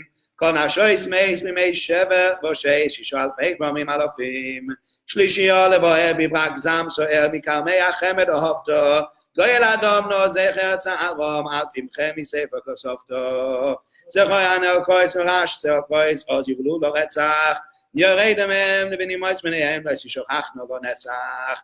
כל חיל וגניחו ונהיל צריחו משדוד אלה כויס הכלבים. זכוי רזובר בנית חוצרו עד אייס נקוים אל בוין עלובים. במחנויס הפרועים כאim ונגועים ופחי נבושויס אגומויס חרופויס וצחויס כנימויס פרויק תצא הכויס איומויס. פורבוין צימאוין שיגאוין ניצבוין וחשנוין נחש עולים בניחויך בכל נקויס חלול מכל יחיד הומלול חליל לך מנשקויך. וסמרויס ראשון וקיטוי מקישון תילי תילים עצמוס מקידים וחדרי הוראה שרגויס מקל הנחנוקים תויכתוי הועדים ושיחוין גופויס וגביויס גופויס כלל דוימן עד מסנו יצים איך הופכו תויבם לבריס חלמיהם ואויר איש לקישותי נושים וקיצץ אצבוי שראשי הפרעויס למין שיבוט פרח צלמו בסיסמויל ואיך יובו ירירויס על חופרי הבוירויס ביסורי חיבוט קבר הרידום שאויל איך ינוח יסנו וסרסו בנויסנו כויסוי סתרי לו מידי רויפים אכסלורים ובליטי הסרידים מחילויס וסורים ותמיון ילודים בבתי שמט כמורים סרסומים לא אילו דם בני הגוילו הוי אריאל מדיבלס חסידך צוין קודשים מבני אשר אישום לא יסיכבה בחונך היו מקדשי שמך וכוי שמע ישראל מסרו נפש לו אל שהוא יספם ועד יום אחרון הצדיקו דין רבנים עמים עונו בשרו שירס בתוכוין ובכן ישעום כי עשויים נדהום בלי כבורים להשתתח ולא ימצא וויס איפוי לבכויס ובוויס ליבו וויס היח כך נסחי אדום אך זורוי סום תויססים ולי שוכח וראי אפרי הקדו סום תרומויס תשני מזבח ממלא צע ישראל אשר דתוי מקייב נטרפס ושריס הבאר כמעט מזער ואיך קוים עשו היום נכפפס אל חיים מרחם עד עשכון החיים אשר לכו מאוי נכספס אוי חודש תצריח כאן אוי תצמיח ברוח אלוהים מרחפס. We reached the final kinna for today. Sorry if it's been too long. Eli Tzion ve'orel. Where like Tzion and her cities, Kimo Yishav Tzirel, like a woman who's going through a birth travail. V'chivsulo chagur asak al bal ne'urel. And like a maiden girded in sackcloth, lamenting for the husband of her youth. It's a very important word here. Eli, we often say the word Eli. It means to wail. But the word Eli and the letters of Eli also means Eli, my God. And so we have a connection over here between wailing and between HaKadosh Baruch Hu. And I think there's a very important connection over here. And when we sing this song and we finish our kinnos, it's that we think about.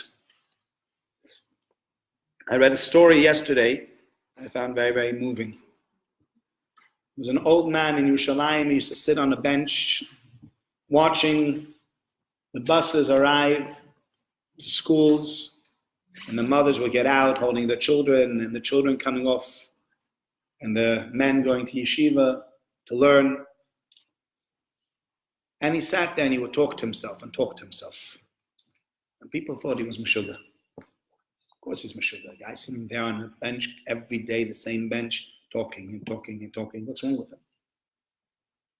And one day one of the kids gathered up the nerve and he went over to the guy and says, "Excuse me, what are you doing here?" He says, "Let me explain something to you."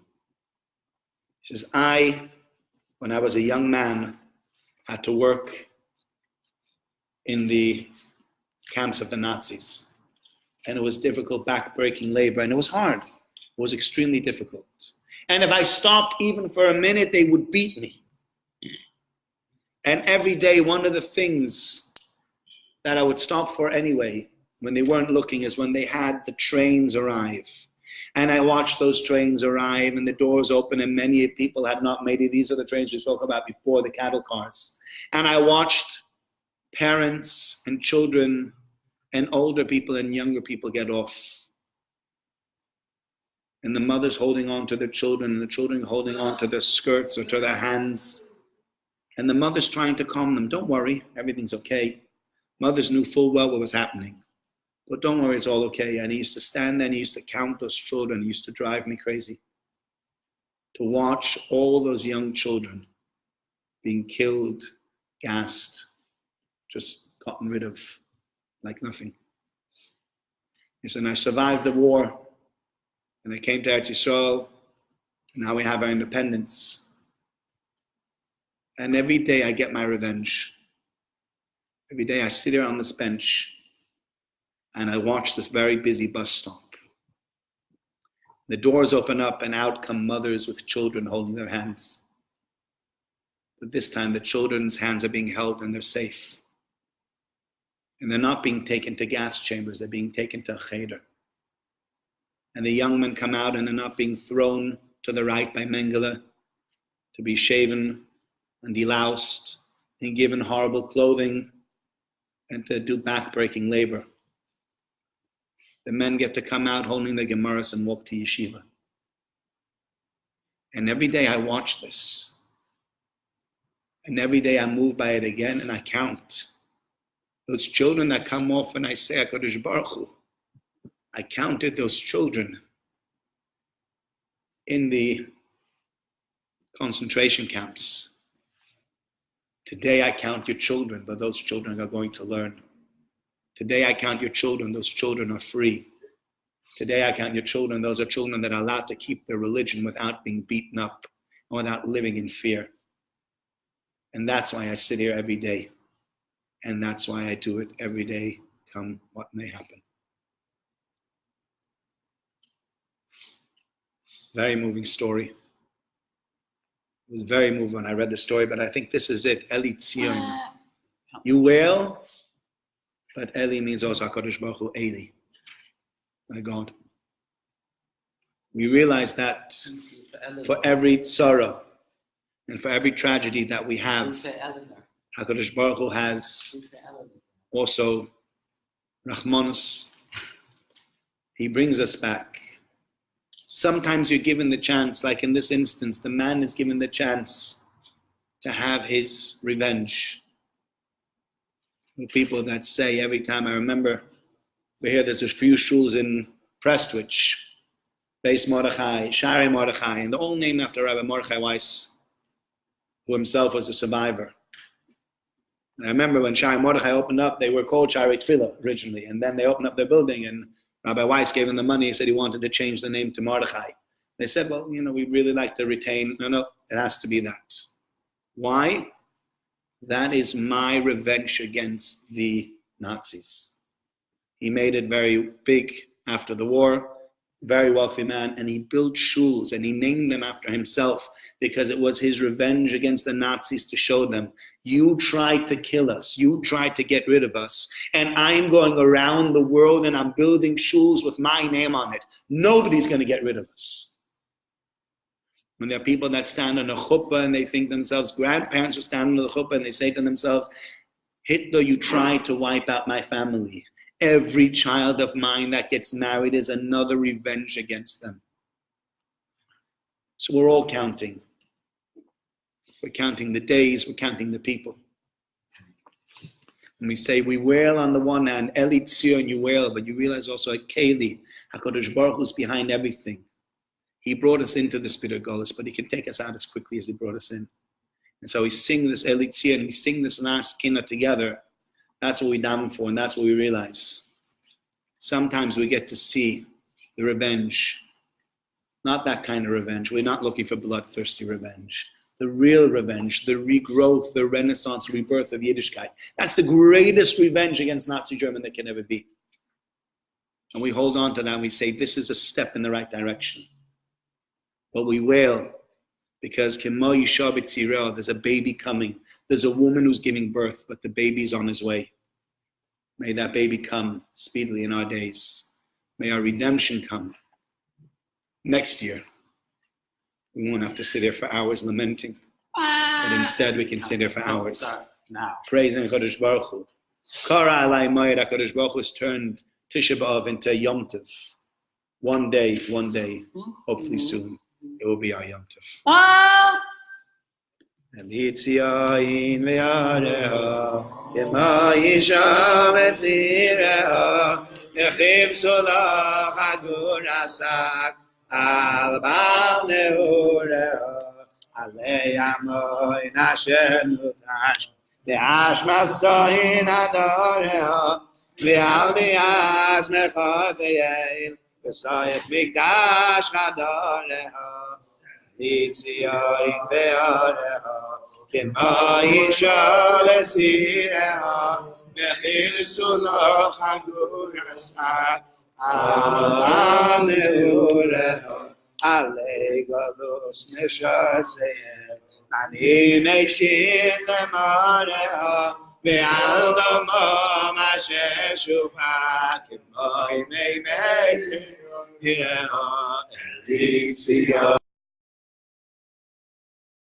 Isha Metzileha, Mechir sulach hagur asak, Al neureha, Alei yoim nechayineha, Asher domam me'omeha, Ve'al man asher shomein, Uvitus hanereha, Elitziayin ve'areha, Kema yisha metzileha, Mechiv sulach hagur asak, Al neureha, Leizivkei semineha, Ufid yoinei bechoileha, Ve'al chinul gelei echad, U'mizbach ketoileha, Elitziayin ve'areha, Kema yisha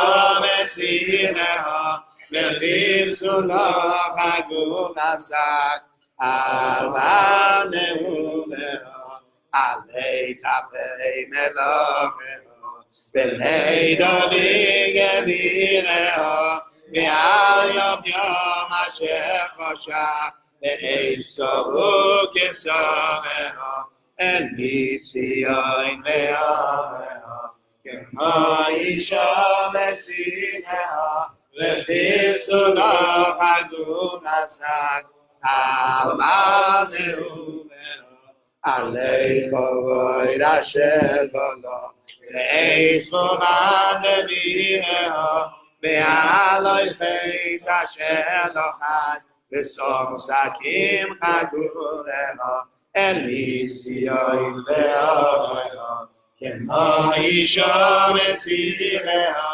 Mechir sulach hagur asak, Al neureha, Alei machatz ve'oim hakois, אשר הולכו נזיריה, מהניפוץ עלי סלע, עולה ונעריה, אל ציון ועריה, כמו אישה וציריה, וחיפשו לה הגורסה, על מנעוריה, על שמחה זויריה, שוחקו על שבביה, מעל עינוי בני חייבים, לדיביה תהיריה, אל ציון ועריה, כמו אישה וציריה, וחיפשו לה הגורסה, על מנעוריה,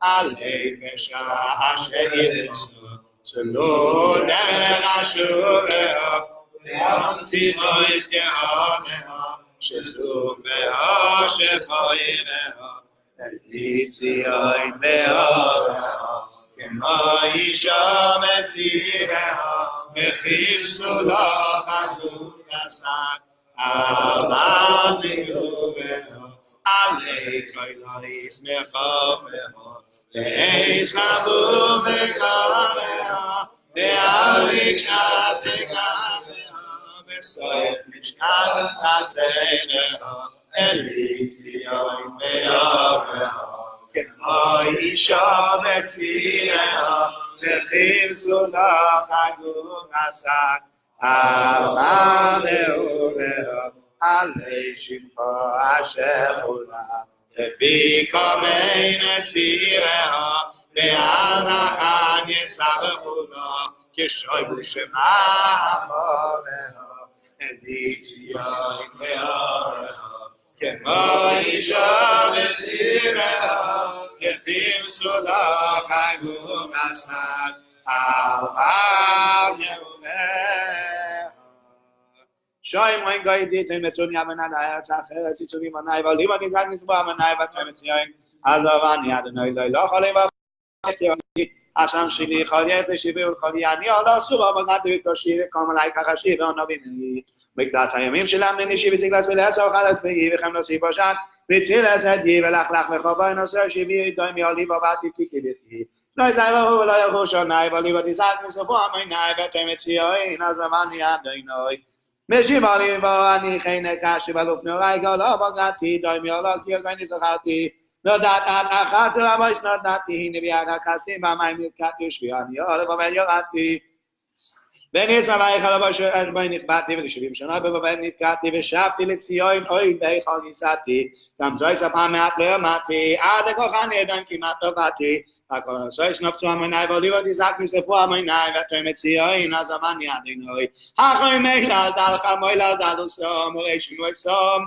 ואוירך כל וסום אל תקצה בד מאוי דורשי פלוסום ואל לא תזכור אבינו מסיכלוסום בפונו שברו מנחם אבילוסום כי אתה סברו מטה אילוסום חדש ממני כמי כאן מוינוי כנומך בן ירושלים אדוני תרחם ציון כאשר אמרת זכוננך כאשר דיברתו תמהר ישוב וזוכיש גאולו וסושיב לירושלים מרחמים רבים כך עשו ביד ויכול לכן כה אמר אדוני שבתי לירושלים מרחמים דייסי בו נבוכנו אדוני צועץ וקובינותי על ירושלים ונאמר אוי כל אמר כה אמר אדוני צועץ אוי תפוצלנו אורי מיטוי וניחם אדוני אוי לציונו ואחר אוי בירושלים ונאמר כי ניחם אדוני ציון ניחם כל חבשהו ויעשה מברו כעדן ובשר כגן אדוני ששי ושמחה מאים הציבה תודה וכל שמחה. We continue now with Ashray.